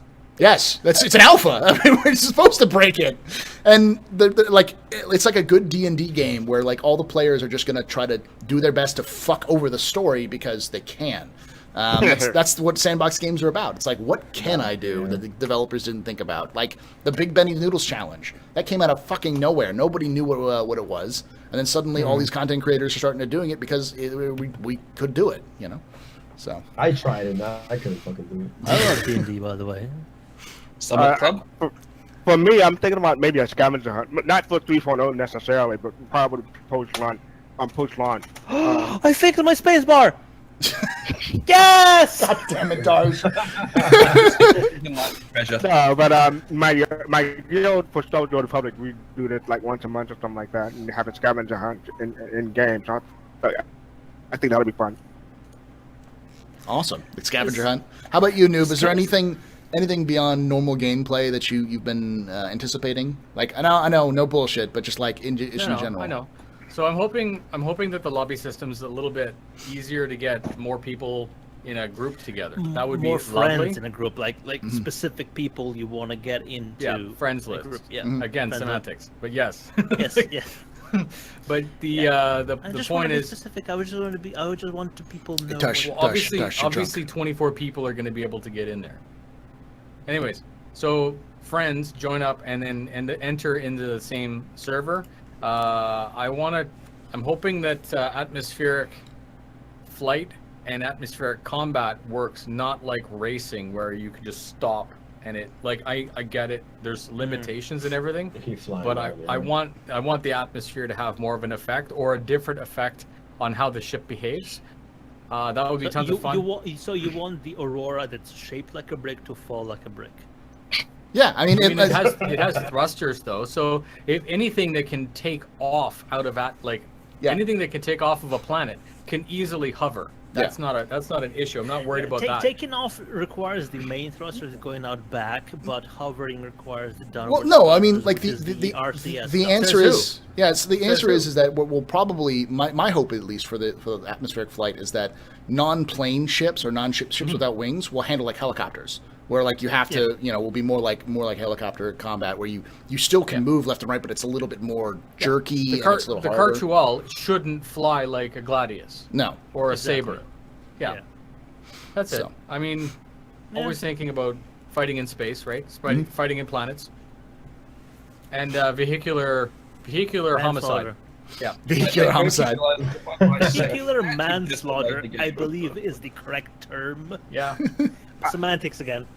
I thought of another idea. I'll do it real quick because we had this like a couple of podcasts ago. But naming the first wormhole, let's go Lando's Hole or Lando's Hole. Lando's Hole. Yes, that is something that the community has to do. Lando's Hole. Lando's Hole. And whenever you traverse it, at least one of the pieces of cargo has to be KY jelly. I don't feel comfortable anymore on this. Oh my God. So Auntie asks next question: what was your favorite topic ever covered in an ATV? Noob Fire, you're first. Jesus. You know what? You know what was really cool? Go for me last, because I'm gonna get a beer. Okay. All right. The first time that we saw planetary landing, or not planetary landing, but a dude walking around on the very, very crappy 8-bit surface, that one blew my mind. That one, nobody was expecting. It was just like, they used to do sneak peek. It's like, oh, hey guys, here's the sneak peek of what's going on. I'm like, holy crap, Germany's been busy, right? That planet was local physics grid that was dynamic, procedural. It was like 12 steps ahead of what I was expecting, and they hadn't even told us that they were going to be giving us planets. So that was my favorite so far. Okay, so you actually know Nubify. You might not know the back end behind that particular development. So that particular event was due to two people, Brian Chambers and one of the programmers at Germany. Basically, procedural planets was one person for 6 months. Yeah, it was a tech demo of a tech demo. Only. Yeah. Well, to be fair, they had done something similar at Crytek when they were working there, and they were basically redoing it with Star Citizen. So, I guess the point of what I was saying is just how casually they just kind of just dropped it. Like, oh, by the way, here you go, right? And everyone's like, "Oh, that's so neat," and I'm like, "What do you mean it's neat? It's like game changing, literally. Like, screw this game changer that we're getting. The 600i isn't a game changer, but whatever. That was that might be still that subsumption and the netcode are the three biggies for me. The holy in the trinity. game. Yeah. Fastcard, how about you? What's your favorite ATV ever? So I had to think about it, but and it's not just one ATV specifically. But when like some people have always had their favorite segment, and it used to be all in one. They used to have Buckmasters and everything in one ATV. I personally didn't really care for the Buckmasters portion, but I know how a lot of people just love Buckmasters to death. My favorite was Ship Shape when they started doing that. So it's not one specific thing, but it was just a segment that they started, and that's what I love. It's like seeing a freelancer and how it's coming along and stuff like that. That was good.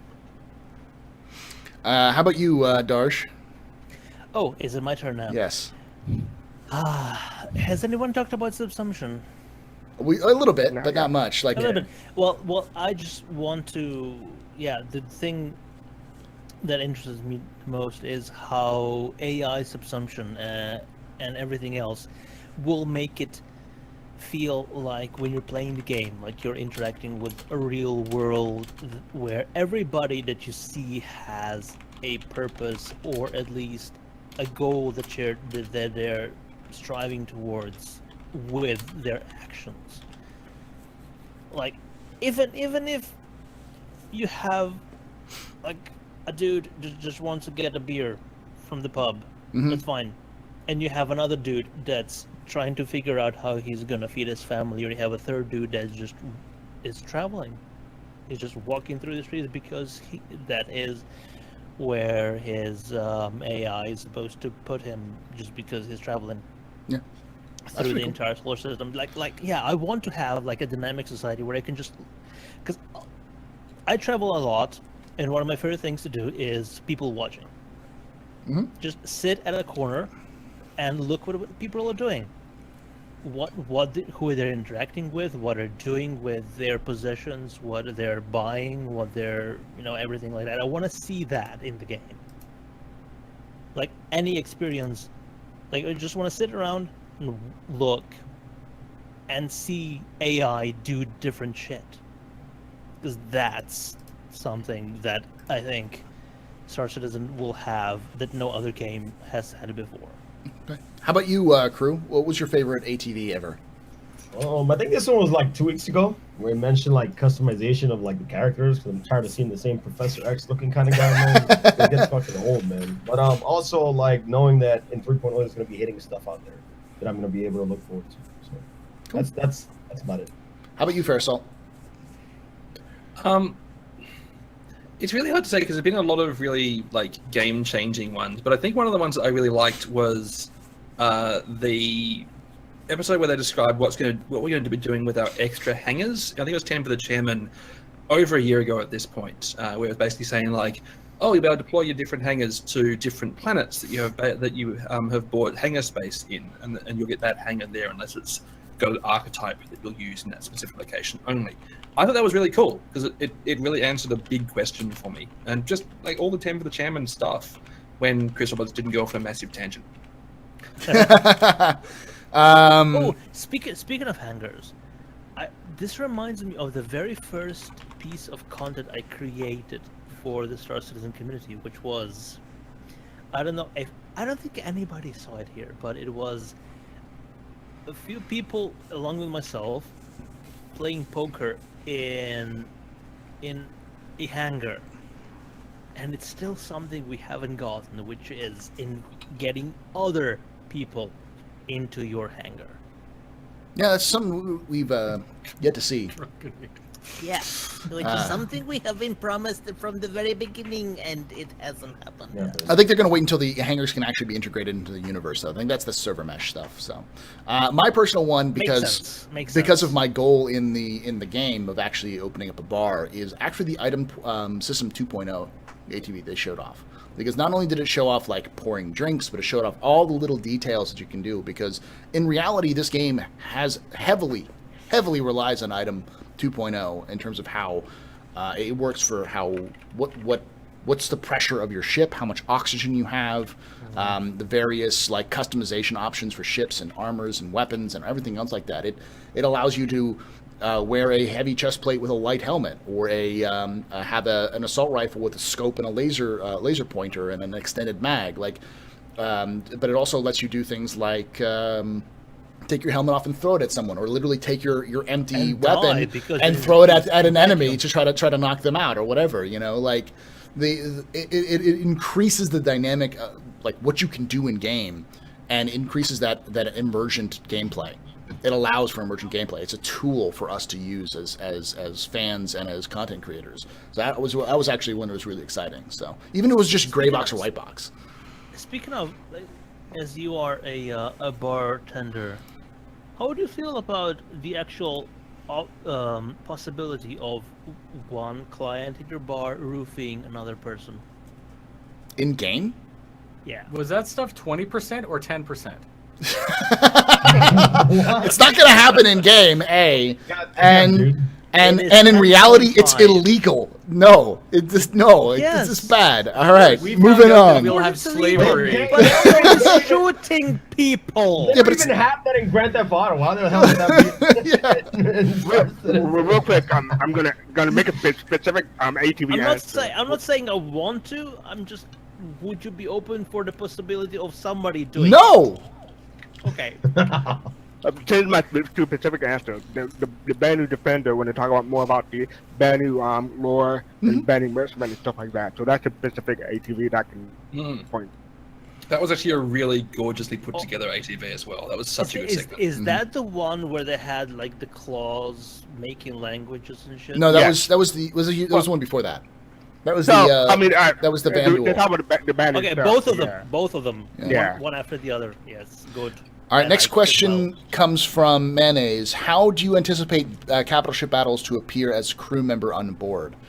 Actually, I'd like to put this question to crew, because crew, who's actually served on ships in the Navy, can probably give you more of an insight in terms of how battle stations work and those kind of things. So, Panic. Oh man, so I mean, basically, like say like somebody's coming towards us. I would say they're about 10 nautical miles. By the way, before I start talking about this, a nautical mile is 7 miles. So, or 9. 7 to 9 miles. Anyways, so like, say somebody's coming at you 10 nautical No, miles. it's They're getting not, close. but I don't know what it okay. is. Okay, never mind. it's a different set. Like a nautical mile is Yeah, is it's a is, nautical is mile.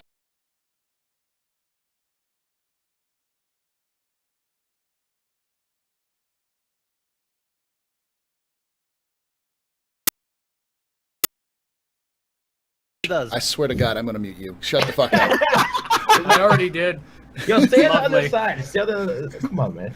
Anyways, so what we will do is warning shots. And basically, if like they don't listen to warning shots, then we'll do battle stations. Battle station means that everybody needs to haul ass and get to their posts, meaning either the turrets, on Janitor. planes, on jets, on helicopters, everything.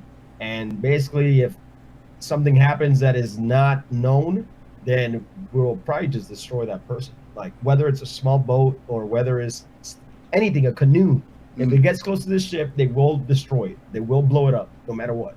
And it's just that simple. Yeah. So the answer, I think, is more than likely CIG is going to take actual input from things like what is it like on an actual battleship or cruiser or destroyer or whatever in navies around the world today, and a lot of those are things like, hey, if you're in a battleship or a cruiser, sometimes you go to a place where you can defend the ship, if not participate in things like radar scopes, in turrets, in fire control, in something like that. You'll have people who do that kind of stuff. So Well, we've already seen the lights in the Reclaimer. We've seen the lights on the Idris, like all the damage states and the ambience and everything. And Prospector. And the Prospector, exactly. So we already know that like the Halsey. captain will be able to initiate red alert. And if that happens, it's going to be up to the crew to react appropriately. If you know that your primary job is, let's say, the mapper or the map, like on a car, but your secondary job is to run, because who cares about maps when you're being attacked? Run to the left turret and man that. Then I think that's going to be awesome, especially if everyone's online and everyone's playing. and there's going to be a certain amount of tension, right? Because the game should have unknown. It's not just going to be like Pirate 3 or like Red Tails 652 pops out of nowhere. There'll be actual players trying to steal your shit. Yeah, you can also have like attack. That person's calling the shot. Who to shoot? Right turret, shoot this guy. Etc. Yeah. So you also sometimes, and you don't underestimate playing games like Pulsar or Star Trek Bridge Crew really does encompass why a commanding officer is important, because in many cases people will do things because they can rather than what they should do, and having a captain or having someone who's in charge of just the turrets can help coordinate fire a lot better, or coordinate things. It's going to get crazy. Like if you ever played a game like Eve, you'll understand how coordination in large groups and stuff. Would you think an AI character would be entrusted in such a role? Yes, possibly. Or do you think it's not possible with even with Star Citizen Ambitions? Do you think it's not possible for it to actually become an AI role? It would always have to be a player role. No, it's very easy. You give the AI the primary role because they're building subsumption so that everything works properly. Right, that's the point. So you could say your mapper. Let's say you want to mono vote your crew, your character or something. You have a bunch of AI guys. You could say you are the mapper and you are also my left turret gunner. And you set precedence based on states. And if you hit red alert, that AI should go man the turret because that's what he's been told to do. Right? So that's fine. No. That's what I'm talking about. But the person that decides what sort of... You just go up to the guy and say, just like in Fallout, you say, you attack are that in person. charge of this. No, but I'm saying, will the person that decides what sort of things AI turrets The are captain? supposed to do, The captain. will that be able to be encompassed by an AI No. versus a player? No, You're not gonna have a the captain. AI is not going to AI stuff. Yeah. That doesn't make any sense. The order has to come from somewhere, and whoever owns the ship is going to have to be a real person. You're not just going to have like some carrack floating off in space with a full AI crew. Yeah, but the captain is the real person, says defend the ship, and then you have another person that commands the turret. You turret attack the target. Another turret attack that target. Why can't that be the same person? Because maybe the person that's the actual There's a lot of maybes here. But Yeah. lying. So AIs, I think AIs will be able to perform functions on ships and will be able to be commanded by players, but at a certain point, a player is going to be the one who's going to have to give those orders. So even if you have players who are commanding like the guns, and the captain gives the gunnery officer who's in charge of all the guns the command to fire at everyone on the left side, and that's an AI. The AI will just say fire at everybody on the left side or something like that. It's like there's really and at that point, even in terms of simplicity, in terms of game mechanics, why can't the captains just say, hey, everyone on the left side of the ship, fucking shoot at the dude on the left side, and then they'll be like, okay. Or we need damage control. Yeah. Right? We need damage control. And some guy, his turret isn't doing anything. He says, okay, damage control is what the captain wants. I don't think it's going to be anywhere near as complicated as you think. I think that you'll be able to go up to a panel and I'll say, like, Darge, you're my 2IC. You have access to shields. You have access to all the stuff when you open up your panel, like in the back of the Vanguard or in the Retaliator. You go up, you open up. Your screen has access to shields and this and this. If I'm just a turret gunner, I don't have access to any of that stuff. I haven't been given that level of authority in the ship because I'm just a peon. So I can go to the turret and I can get in and shoot stuff. And if damage control is needed, I can go get a fire extinguisher and start doing stuff where I can fix shields. Yeah. But I'm not going to have access to move the shields or order people to do stuff. And those roles are actually going to be available in 3.0. So. Yep. No, you're not going to have. Okay. Yeah. There is a dichotomy between what we're getting in 3.0 and what is actually possible in the game. I think that is something that I completely glossed over. Yeah, I've seen some really complex games though. Like there are some games out there that have really really, really thick game mechanics, and that's not necessarily what I want. But I'm saying, to answer your question, is it possible? Yes, it's very possible to get into where you have to micro the crap out of your crew. And it could be on a second screen or something, I don't know. It could be voice commands for all I know. But anyways. But would you want to? I mean, you could go micro. I will say this, crew. Darj. I think this question is far too way out there, and it does. It's so far out there that like it's not even something CIG is even thinking about. Like in terms of AI, they're thinking about it. And no, not at this point. I think at this point, before we get like. What I'd like to say is all of this should be stupid, because if you have a big capital ship like that, your goal should be to have crew that are living. Mm-hmm. You should be trying your best. You shouldn't want a Javelin with 100% AI crew, right? But there will be ships that are completely AI. Yeah, but those be dead. They'll be blown up. Those ships suck. Those ships that have a captain who's an AI and all of the crew is an AI, they'll be programmed to function those ships. Not in a crew AI in that situation is completely different. Those things will be faked as shit. It will be. That's the answer. Is say here, Darj, stop chasing the rabbit hole. Yeah, stop tracing up the rabbit tree. Two-handed scratch. Yeah. Next question. Mayonnaise015 asks, do you think we'll be able to pick which uniform, fatigues, dress uniform, we will be wearing on missions for Squadron 42? No. Squadron 42? It's a uniform. It's a uniform. You're gonna look like you should.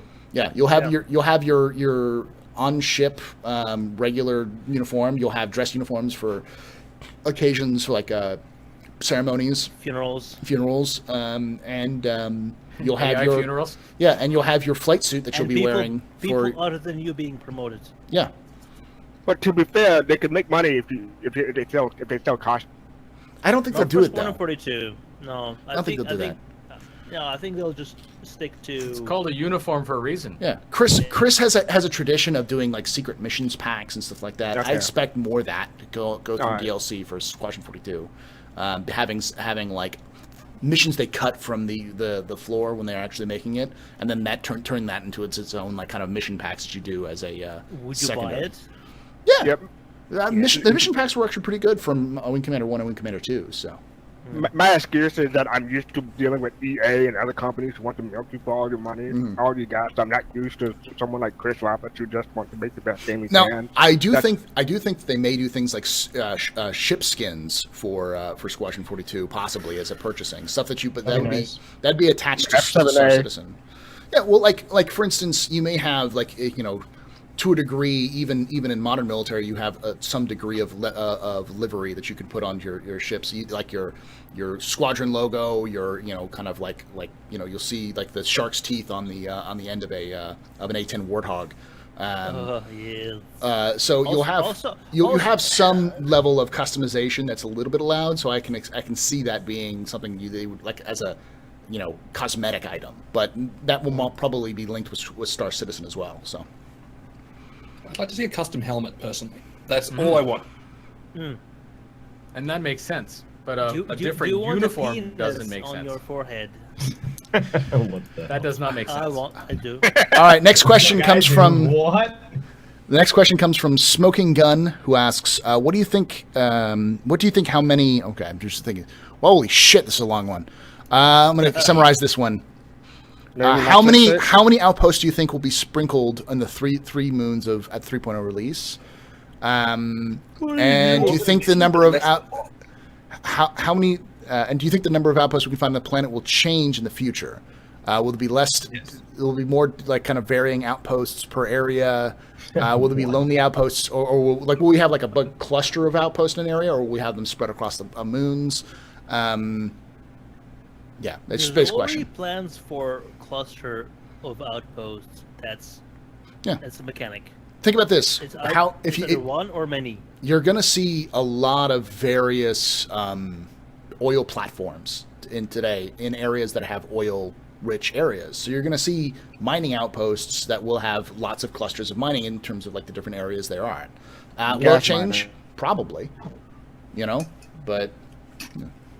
Next question from Freeze MC. Is the gameplay going to be smooth? I know a lot of content, A-L-O-T, all one word, I'm sorry, but a lot is a strange monster.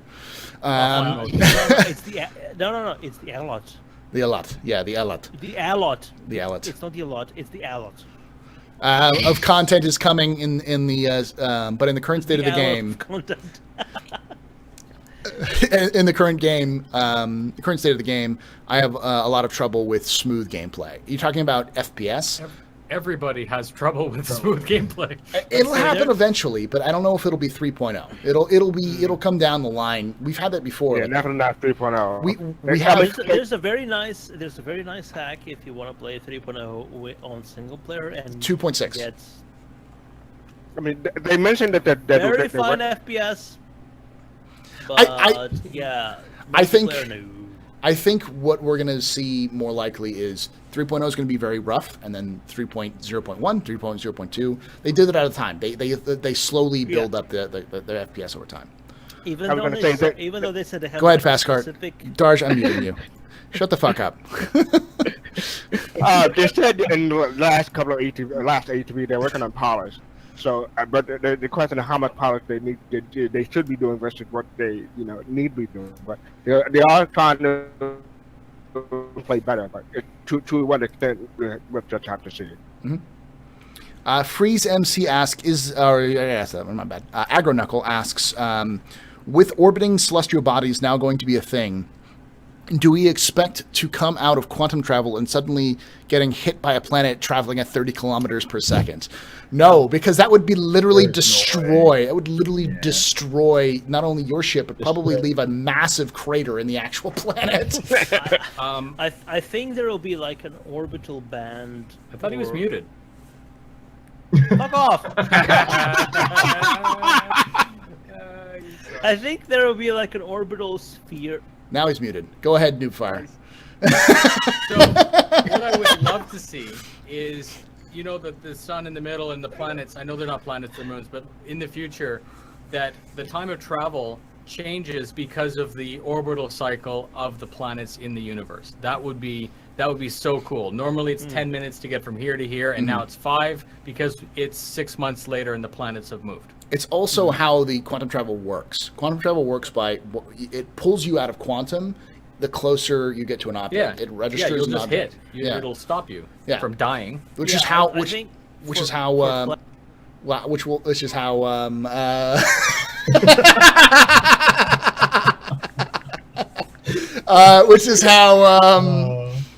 how actual like interdiction will work in the future. I mean that's how it's supposed to work versus how it may work. Because they still have some planets may have bugs where you just go through the planet and just wind up inside of it or where you're not supposed to be. All right. And then you end up with the mole people under the surface. Yes. Fucking mole people. So next question comes from Silo Torn, who asks specifically Fairasalt and myself. So we'll go let Fairasalt answer this first. Will you serve gin and pips in your establishment? Gin and pips. Like pips, the drink. Okay. I need to have COD send me a sample first. I need to work out what it mixes with. I mean, is it definitely going to be a gin? Because gin mixes mostly with dry. I agree. You don't want to mix gin with something really sweet. It doesn't normally go very well. No. So gin itself has also kind of got a little bit of a fruit flavor to it. It's a little dry sweet. Juniper berries. So as a result, you don't want to necessarily mix a sweet with a sweet. You want to necessarily sometimes you want to do a neutrals or you want to clash with it. And literally, this is something that this is what bartenders think about a lot. Mixed well with cranberry juice. That's because it was a very dry. It was schnapps, wasn't it? It was pear though. Yeah, but pear is not as sweet as something like juniper berries, even then, or even something like tequila. So my question was: you put a small umbrella on it? Oh, well, it depends on if it's a tropical drink. Yeah. Like Fairasalt might put a tropical, but if I'm making a drink, I'm not necessarily going to be tropical. Like Fairasalt might put like pineapple juice or something like that in that, which will make it more of a tropical flavor. So, yeah. It also depends on the target market. I'm sorry to actually say it, but it depends on the target market of the drink as to whether or not it gets an umbrella or not. Yes, that is true. Is it a 12-year-old girl gets an umbrella? Who the hell is serving alcohol to a 12-year-old girl? What the fuck? Darge, man. Apparently, Darge lives in the land of like backwards ass Stone Age shit. Like 16-year-olds getting we're blasted. 24 years. His bar, is the life expectancy. his bar, everybody's getting roofied. Everybody's getting cold. Like, come on, Yeah, what the heck? God damn, Darge. No pants.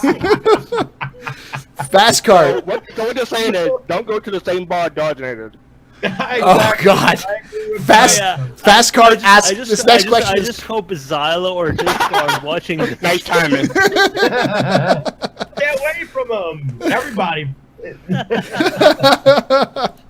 Next Looking question for a actually Luffy emote. comes from Fast Card, who asks Dargenator, how does it feel being on the bottom? Oh. It's cozy. I mean, how could you how can you complain about being on the bottom of Black Jurassic? Like, it's Black Jurassic, man. I just hope he doesn't bring the card as well. All right, I'm gonna answer this question because it's dumb. I'm sorry. Oh no, I'm sorry. Ferris Salt, because it's a dumb question. Ferris Salt, this is your stuff. Oh, you turn off your Aussie filter. Why'd you turn off your Aussie filter? Okay. Look, there was always talk about being on the bottom, and I'm used to it. Honestly, used to it at this point. DB Blazin asks, in all caps, what is the game changer mechanic going to be? Ferris Salt, what's your answer? You haven't yelled enough. Okay. You haven't Okay, yelled hold the on. question. Okay, I have to do this, and it's like take your Really get it take down. your. All right, let me do the Eris. All right, let me do the Eris. All right. What is the game changer mechanic going to be? I need to know. I'm so loud and angry. There we go. Now you need to get up and leave the room. Take Now a you step can back. get up and leave the room. That would be It's like awesome. Squadron 42 instead of Star Citizen.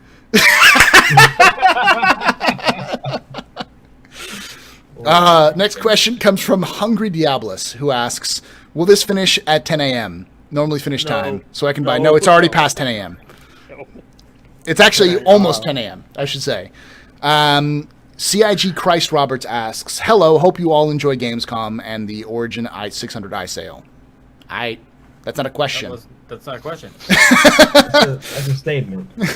Cool. And Stay in the school. answer Figure out is what a question is. maybe. Seahawk Beast Mode asks, it sounds like there's a lot of occupational choices in this game.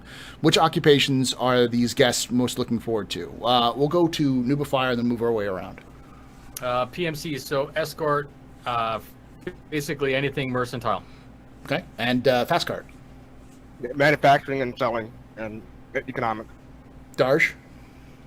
I'm gonna go with the Nubifar's answer of escort, but with another definition. Crew. How Oh about my you? God. Bounty hunting, man. Bounty hunting. How about you, Farisol? Exploration. And of course, other than bartender, which is not an official answer, which I know Farisol also agrees with, I'll probably do a lot of smuggling. So, because I like trading, but I like trading. Escorts. Taking Dargenator to his smuggling rupees. escorts, to his Birthday party. My stomach is hurting because I'm laughing so hard. I don't want to throw up. That's actually just all the bad beer you've been drinking. Oh snap! More shots fired. All right, Arctic Games asks, what do you guys think the 600i of the 600i? Will it be another useless luxury Phoenix or a better multi-crew explorer ship or fighter? It's a luxury ship.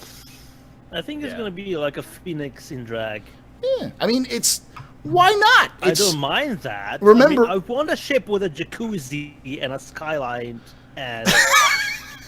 I really hope Crew is going to be hunting in that, bounty hunting in that. You need to have like I need to see Crew on the flight line of an Idris with that helmet on. He doesn't know we're talking about him because he can't actually hear us right now. This is the best part about this. Exactly, because he hasn't taken the effort of actually making those things as headphones. I just want to see that one mapped as a mocap controller. Like turn your head, Yeah. look up, look down. You need to add some VR to that there, crew, so you can actually like do the whole thing. That'd be great. We were saying that I want to see you do a full like work on the flight line of an Idris with that thing on. That'd be bad. Or Or if we're big- or going big with okay. the Wing Commander movie. We'll hook you up with Nighthawk Zale, who actually worked as a Hey, he works as an here's a- ATC for Oh, the Army. gosh. So Here's a quick story. My first time on the flight deck, I almost got blown off. Like, not kidding. Like, I almost went off the motherfucker. did you go behind God the I did it, engines? man. Was that the mistake? Yes. While he was revving the goddamn fucking jet engine. I was like, But wow, bro. when you're retelling the story, I think you should just remove the word off. I mean, it was a mistake, clearly, because I wear a big, when you wear those, you wear a big ass thing that says T on your head, same for training. And then, like, the guy knew I was coming behind her. I think the pilot did that shit on purpose. I know And there's he different. almost got blown. There's different like colors that the Color, flight yeah, crew yeah. read. Which color are you? So purple is fuel. Okay. Like, we fuel, yeah. But Okay. I don't really work on fueling. Ever. Oh, so it's the helmet. The helmet indicates the colors Yeah, as well. yeah, Okay. Yeah. And there's a Oh. smock too. Wait. The purple helmet. Oh my god, man. Yes. No, I'm gonna go. Oh, he's wearing red, so obviously he's blood, bro.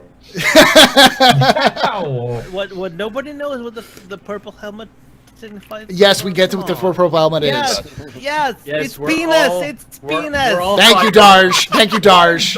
Oh my god. His mouth to be shut up. I'm sorry. And he's Two been of ours muted. agreeing. We'll give a couple questions with Darj on the mute here for a second. Aldo Brink asks, how do you think the data running mechanic might work? Could it be treated just like cargo, except cargo is digital stored on the Herald, or could it be more like be more than that? Thanks. Yeah. It could be more than that because you can beam data, you can't beam cargo. So the whole point of the Herald is that it had the dishes that you could collect long range communications, then grab it and either send it away or carry it yourself. So it's going to be a little bit different than cargo. I also expect something like almost like a bank, armored like. Escort? Yeah, like because like information for banks is sent through like where the accounts are is not sent through the normal like probes. No, They it's- actually have it's specific. protected. Yeah. Yeah. So in the And same don't way, forget about interception as well, because the Herald is supposed to be able to intercept data. Mhm. So if someone's beaming data and you're parked kind of in range of being able to pick it up, and you're savvy enough to break his code, then you could get the data and basically screw the other guy over. So I'm confused about that because you say intercept data. I mean, you're sending a beam or transmission. Yeah. It can go around the ship. Can't What? block the whole thing. It's not a straight line. yeah, it's But you can you're block broadcasting. it, but it's I think they're using light, but not in that same way. If I send something out, I'm expecting it to be crypto so that you can pick it up and decode it, and anyone else out there are going to get nothing unless they can figure out how to break the code. And they can also figure out if it's been received or not. Like that's how Yeah. messages work. Like if you send a message out through like a tight beam, like a light, then it'll be able to have some sort of receiver code. And then Darj is still muted, so that's okay. Let's It's move on to so the next fun. the next question. That's 2 questions more, and then he's unmuted. Yes, Alanon01 asks, what is the strangest event you have participated in the PU? No, the PU. Let's start with Farisol. What's the strangest event you ever participated in? Start with Targeteer. The strangest event I've participated in, I've done some pretty odd stuff, but it'd probably have to be some of the Aurora brawls that I've started. Where it's just a field of Auroras going at each other and no one ends up dying.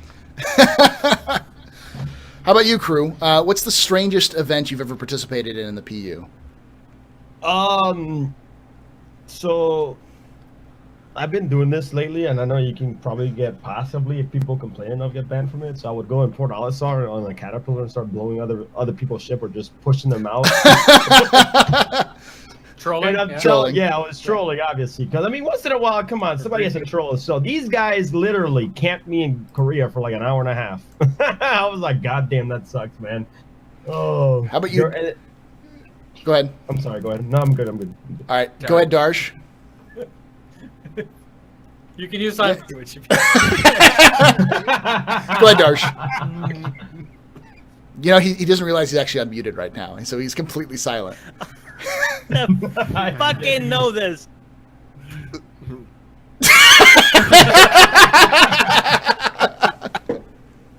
What was the question again? What's the strangest event in the PU you've ever participated in?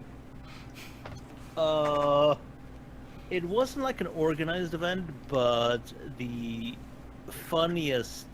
I'm gonna go with funniest. That's fine. Strangest, is when I was in the Cartual, and I was just showing it off to a new person that was just very interested in knowing what the it was one of the free flight things. Mm-hmm.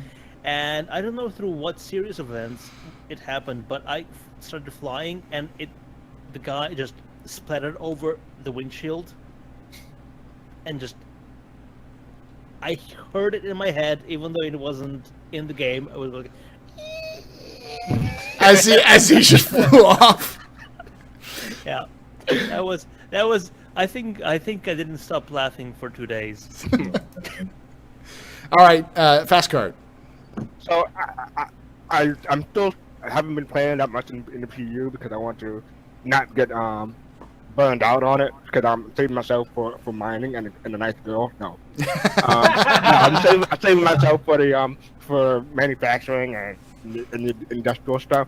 But as a moderator, the Sergeant Gamble had this thing where he sets up his viewer to line up his ship and basically bowl.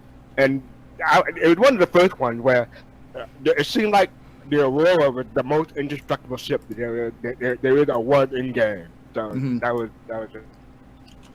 How about you, Noob? Have you participated in anything crazy in the PU? So not really crazy, but anytime that there's teamwork, like you get 2 or 3 people in and you're on voice comms and you effectively do a mission, you're basically picking up that mission and you're going to tell everyone, I'm going to this location. You count down like 5, 4, 3, 2, and you all jump in at the same time. First person in does a quick assessment, and yeah, the teamwork thing is what does it for me. Which is why, I mean, AI is important, and I know AI is important to a lot of people that want to solo a character and stuff like that. But I don't actually see myself ever wanting to get into that. I would rather be crew on someone else's ship than have an AI ship, right? And we'll take turns, you know, whoever wants to do whatever thing. So teamwork for me, it's not crazy, but that's what does it for me in that game. In this fun, game, yeah. The craziest thing I've ever done is actually kind of interesting. It's a so Dan Giesling does a sometimes he doesn't. I don't know if he does it very regularly anymore, but he used to do every Wednesday. He would do a org battle between his org and just whatever org who joined him with to try to take Korea and hold Korea for a certain amount of time. I did it twice.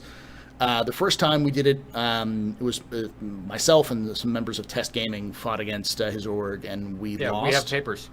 We have papers. Yeah, we have papers. Yeah. And the second time we won, and it was insane. It was fun, but it's insane only because it shows off what can happen if you have something that, like a point of interest, where if you control it, you can make money off of it, or there's some advantage for controlling it. How insane large orgs going up against each other could be.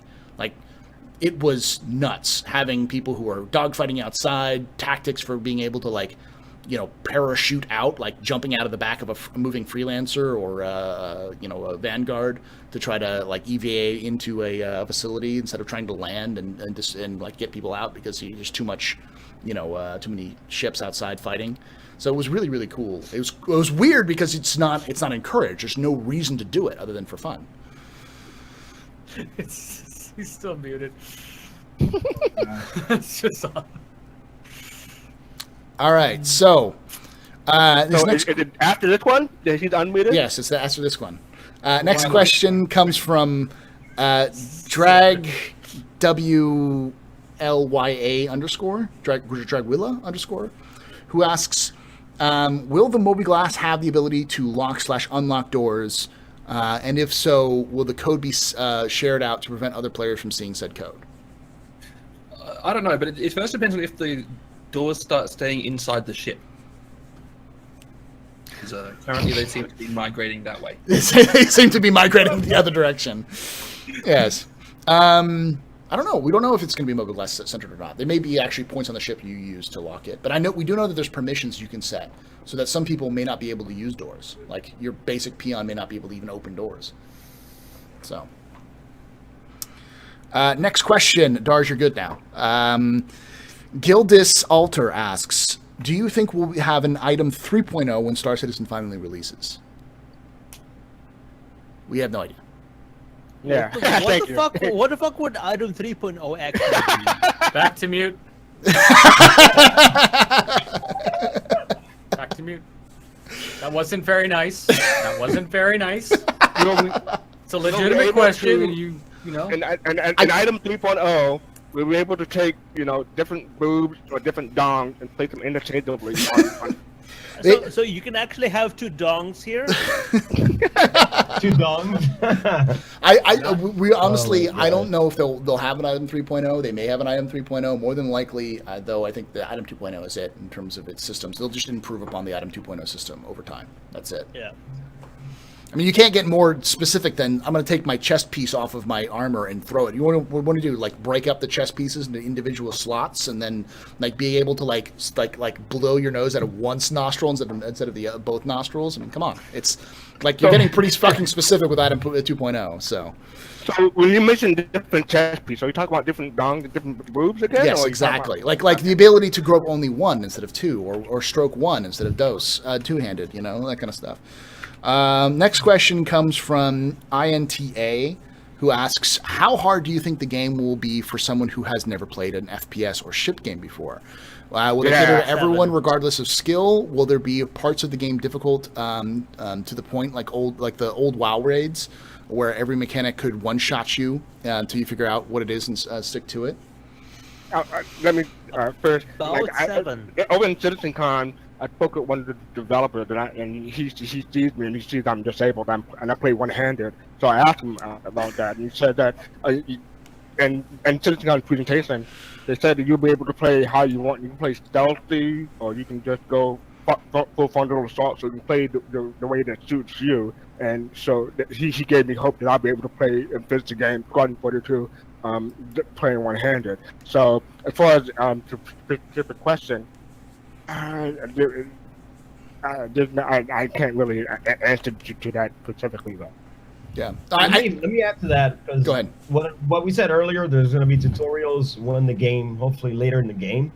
So, but for right now, I would just say I would say go watch a streamer that actually teaches people about the game for right now, if you don't really know how to play the game, or a YouTube content creator like I don't think the question was really like that. It's like the question was, I don't play first-person shooters. Right. I've never played first-person shooter with keyboard and mouse. Am I going to get destroyed? And yes, like practice. Practice is. There's players that have thousands of hours. There will be options for you when you can only play like a pilot of a ship, and you never have to get out of the pilot seat and set foot on a planet or an outpost. Yeah, sure. Are you playing the same game as I am?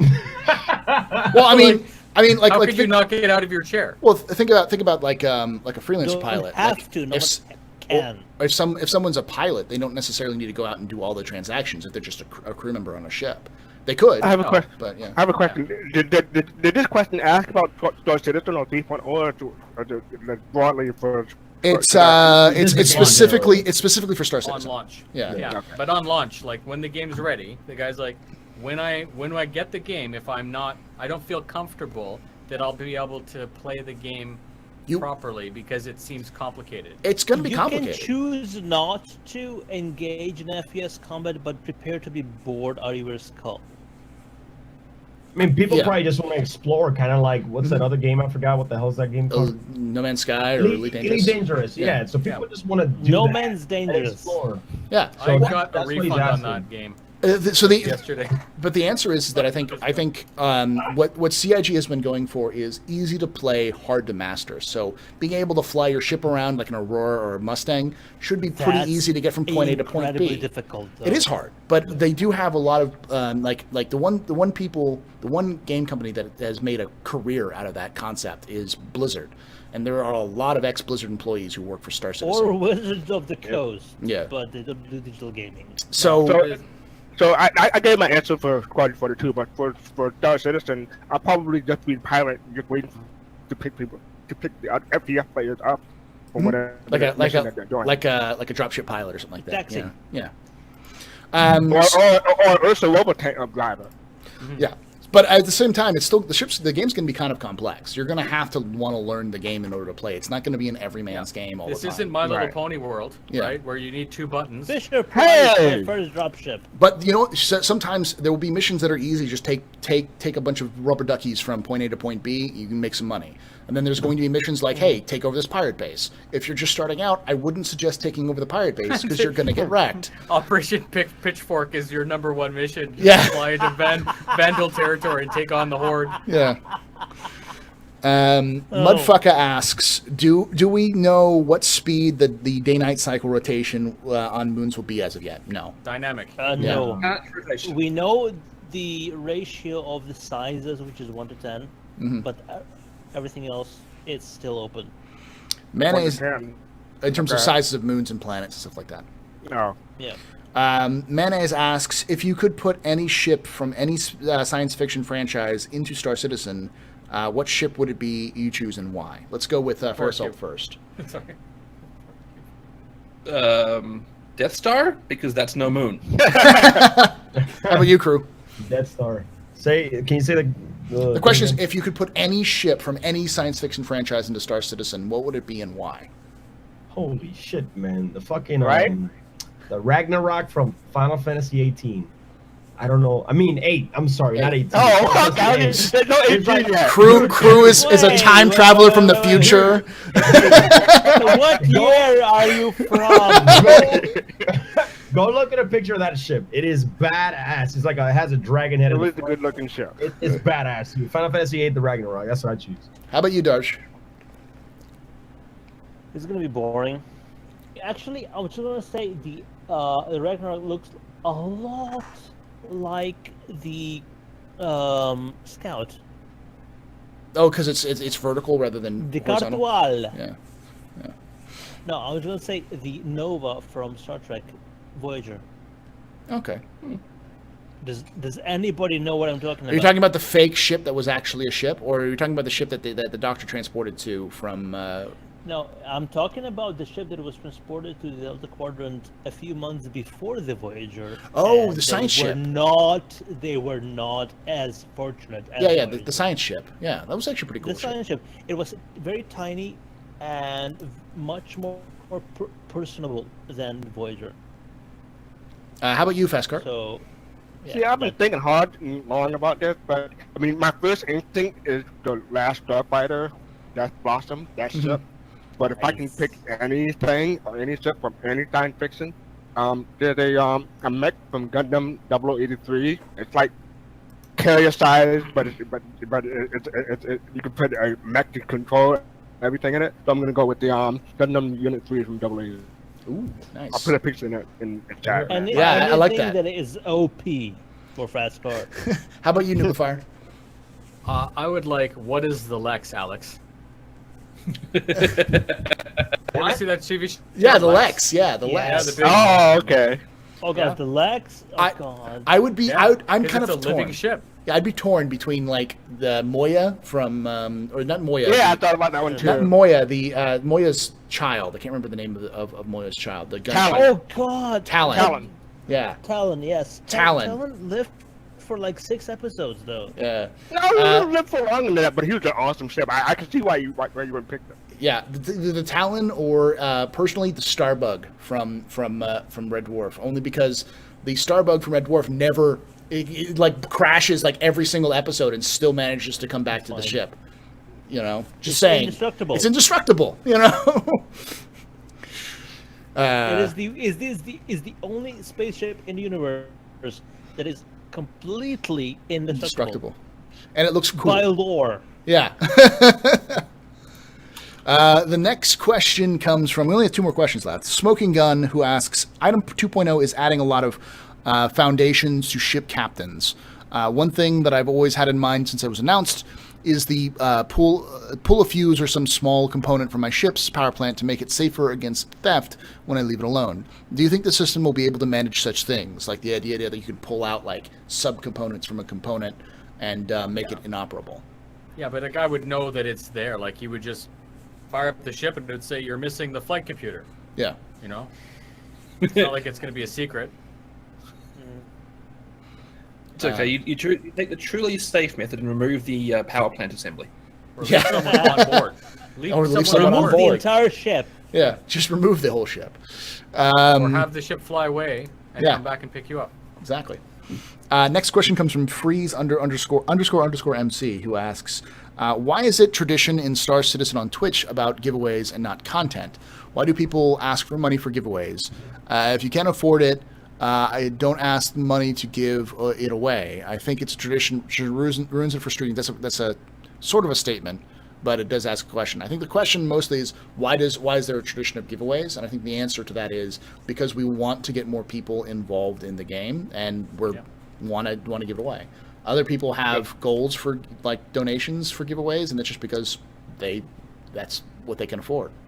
So I'm blessed with $400 a month. The Patreons pay $400 a month to do one thing, and that's to buy a gift that I can raffle once a month.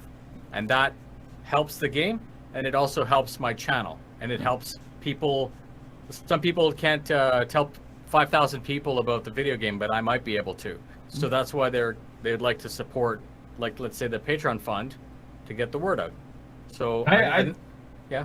No, I'm sorry. I totally agree with Louis Fire, but I think on top of that, I'm sorry if you hate me for this, but I think some people abuse it too much, and sometimes I think that's where he means kind of ruins it, that part. But some people abuse it way too much. That's all I'm gonna say. But you mean like Matachi, let's say, did a thing. He's like, when you give me $100, we'll give away a cutlass.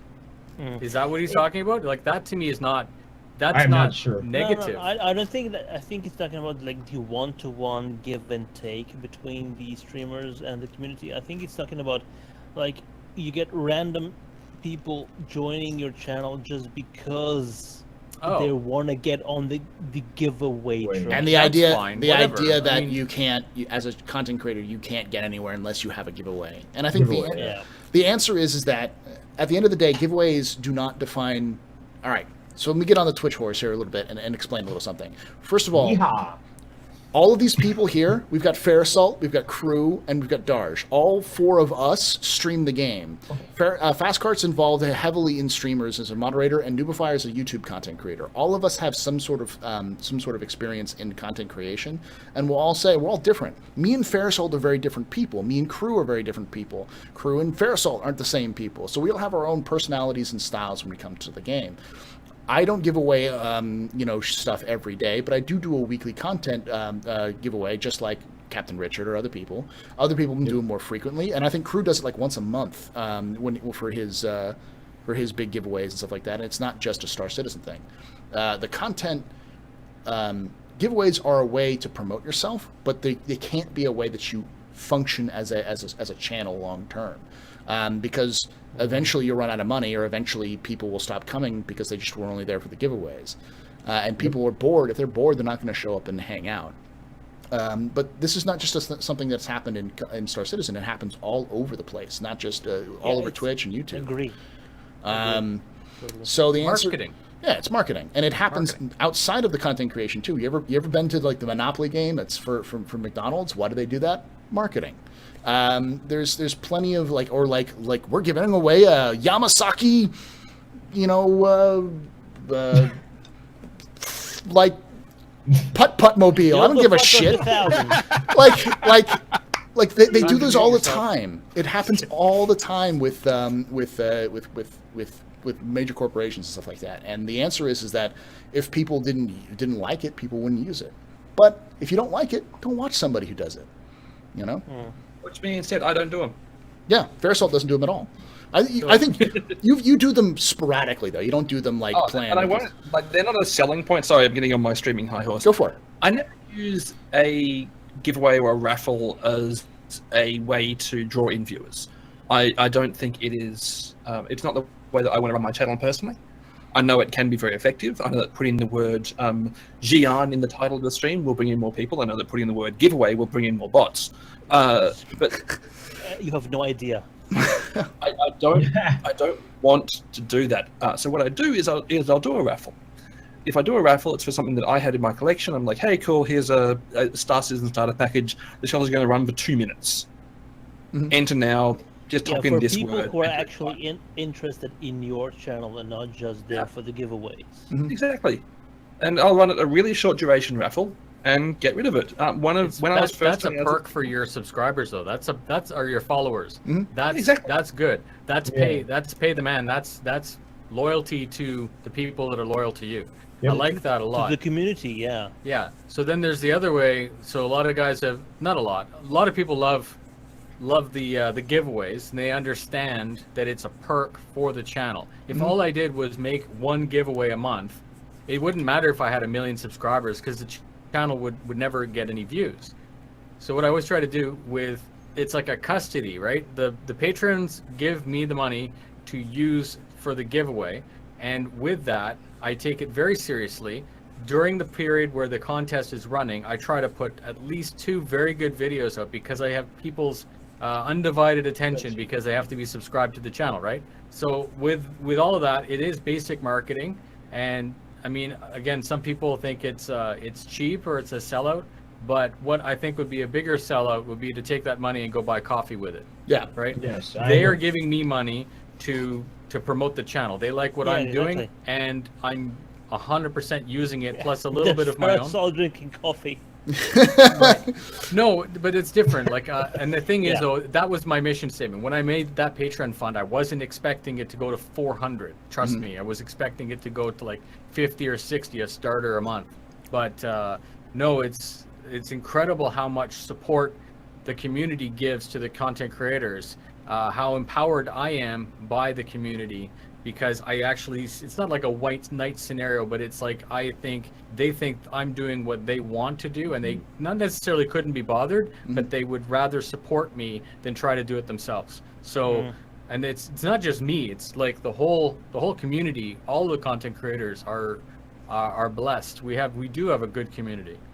And the answer is that giveaways as well will actually attract people from outside the community, like people who come in to hang out. And you can only hope that the people that get in on the giveaway train actually get the bug of the actual game and the community and stick around beyond what it is that actually attracted them in the first place. The term was free shit. Yeah, the terms came for the giveaway, stayed for the streamer, or stayed for the content creator. Is a common one. It's something that happens a lot. Like no one's going to stick around. Like the end of the day, they're a tool that people use. Some people like tools, people abuse them, and some people choose not to use them. It's completely up to the streamer. Is it a content? Is it things that people do in Star Citizen? Sure, but it's not something like change is often. I have to get back on my horse here. Change happens. Change is going to happen in YouTube. It's going to happen on Twitch. It's going to happen in Star Citizen. The community is going to change. The content creators will change. Change is the only thing that we can for sure know that will happen in the long term. If it doesn't work, people will stop using it. And some people who, if people don't like it, people will stop going to those people who are using it more commonly. So yeah, sorry. We have two more. The question was essentially, why is it a tradition on Twitch all about giveaways and not content? Oh Before we move on, I just want to say I feel like just attend church in here. I just want to. Can I get an amen? Yeah. Can I get a hallelujah? Hallelujah. You know. Yeah. It's job, raining, man. It's something I try to. I think I try to stay away from those kind of politics and those kind of discussions because I did more of that kind of stuff in the past and people didn't like it. But if someone's asking questions specifically about it, it's important to understand how content creation works because it's not easy. Like it's not easy at all. It's not, man. It's not. It's a grind. It's a fucking grind, man. The community is a fickle mistress, and you will never, ever be on its good side. No, and the answer is that Noobify started out at 0 subscribers. I started at 0 followers. Verisalt started at 0 followers. I'm still at 0 subscribers. I'm still at 0. Crew had zero followers at some point, and so did Darsh. Like we've all and Fastcard started out at 100 followers because he's Black Jurassic, and so he gets. He's Fastcard. Yeah, that's just how it No, went. but I was just saying, like, I've actually gave streaming a try at least like 3 or 4 times, and I'm like, I don't know how you guys do it. Yeah. Like, not only do I have work, I stream like every day, 5 to 8 hours. Like, Yeah. it's crazy. It's hard. When do you sleep? Me? What's sleep? Yeah. right. You know, in all honesty, What I is sleep. sleep? Yeah. I sleep 4, maybe 5 hours a day. Yeah, same here. I do about 4 to 5. That's it. 4 to 6 is what people are actually recommending you get, but anything below 8 for me is wasted space. Anyways, next question. We have 2 more. This Only? Wow. I'm gonna like cut it off at this one. So this last one. This first one is from Mudfucker, who asks, "What will you name your main ship if you can name them?" I believe names are going to be something that you can do in the future. So. Yeah, I think that they are. I don't want to say because people are gonna camp on it, and it's a Well, name that I don't think names will be unique. I think No. people can have to. There'll be 400 Fireflies or Serenities Yeah, exactly. out there, you know, and 7,000 Go ahead and Enterprises. say it. Yeah, So do I want to say it or do I want to keep it to myself? it's up to you. But I mean, like It's up to you. at the end of the day, I think they're going to be based off ship registry numbers, not necessarily names. It's not because it's a unique name that I actually put up a Google search 0 and 0. return. Don't say it because somebody Not after this don't stream. say Don't say it. I Don't won't say yeah. it. I won't say Yeah. it. How about let's start with Crew. Crew, how about you? What are you thinking about naming your main ship? Well, this is something you've been doing, and every time you meet Dars, you've been doing something to him. So I'm gonna call my ship my bitch. I'm just kidding. No, you're not. No, I don't know. Something with Crucian or call it. I don't know. Something with Crucian on it. So I mean, that's it. How about you, Farsalt? Probably stolen. Probably stolen. I actually have a couple of names.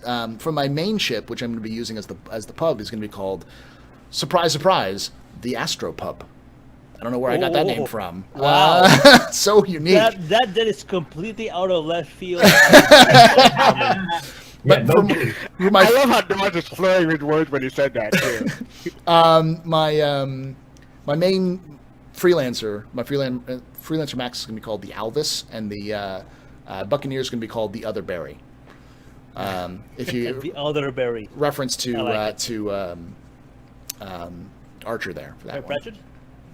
I do have to clarify. I have been the community named my Misk Starfarer the Starfarer. The Starfarer. That is I think only obvious.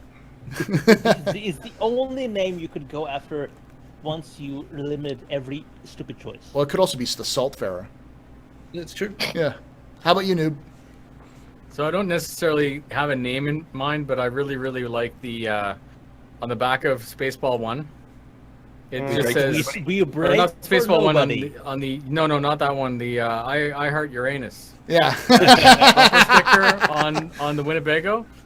That would be CIG. Please put LTI on the sticker. I'll pay for it. Okay, I'm actually gonna say my character is going to be named the Eagle Ascendant. Okay. How about And you? nobody knows why. Warhammer 40,000. What? That Sounds- sounds like it's from Warhammer 40,000. It Maybe, but it's basically just because the Carrack is an exploratory ship, and the higher an eagle goes, the farther it sees. Yeah. Okay. That's interesting. And then anti-Domatica says, I'm feeling that. Fast Card, how about you? So so in EVE Online, I tend to name my ships after like different sci-fi ships. Like my biggest ship in the EVE Online is the Theta, so I call it the Sirocco from Alien. So I might be doing that. But I have a Nox, it's small. I'm probably going to name that after Akira or like Kaneda's bike or something like that. Okay. Painted red. The last question here we have is from Urinator, who asks, Not me, I promise. if you have a limited vocabulary in Star Citizen, i.e. I am Groot, Hodor, Yarp, Meep, etc., what do you say? That's a dumb question. Fairasol, you answer it. Fidelity. Okay, there we go. Answer. Answer. I'm out of booze. I can't. Alrighty, that's going to be the last question. We had two other ones, but I said those were going to be the last ones we're going to have for tonight. So thank you guys so much for hanging out here tonight. If you have a chance, please follow all of these wonderful, wonderful folks on Twitters, YouTubes, and whatever. Not Discord, but thank you, Passcard. For their content. The Nubifier has a new video out there you should watch, talking about the difference between hype and excitement and like expectations for Gamescom. Fairasalt just finished streaming. I think you're going to be streaming. Are you going to be streaming again, or are you going to be calling it a night, a day, I should say? I'm going to go power down and eat a pizza. And Crew, you're doing some PUBG tonight, right? Yes, sir. Yeah, so you can do that. So, and I'll be on later for. Can I join you? So, I just want to remind everyone here that Paul said this would be a short cast. It's shorter than in the past. It's only 2 hours and 30 minutes. 2 hours and 38 minutes later. Yeah, that's actually short compared to what we've had before, which are almost 4-hour casts. Anyways, before we go, we're gonna raid somebody else, and if you guys are watching at home, we do this live every Saturday, 3 p.m. Pacific, 6 p.m. Eastern, 11 p.m. British Summer Time. You can catch us on twitch.tv/theastropub. And like I say every night, hope to see you guys again soon. But if I don't, hope to see you someday in the black. Have a good night, guys.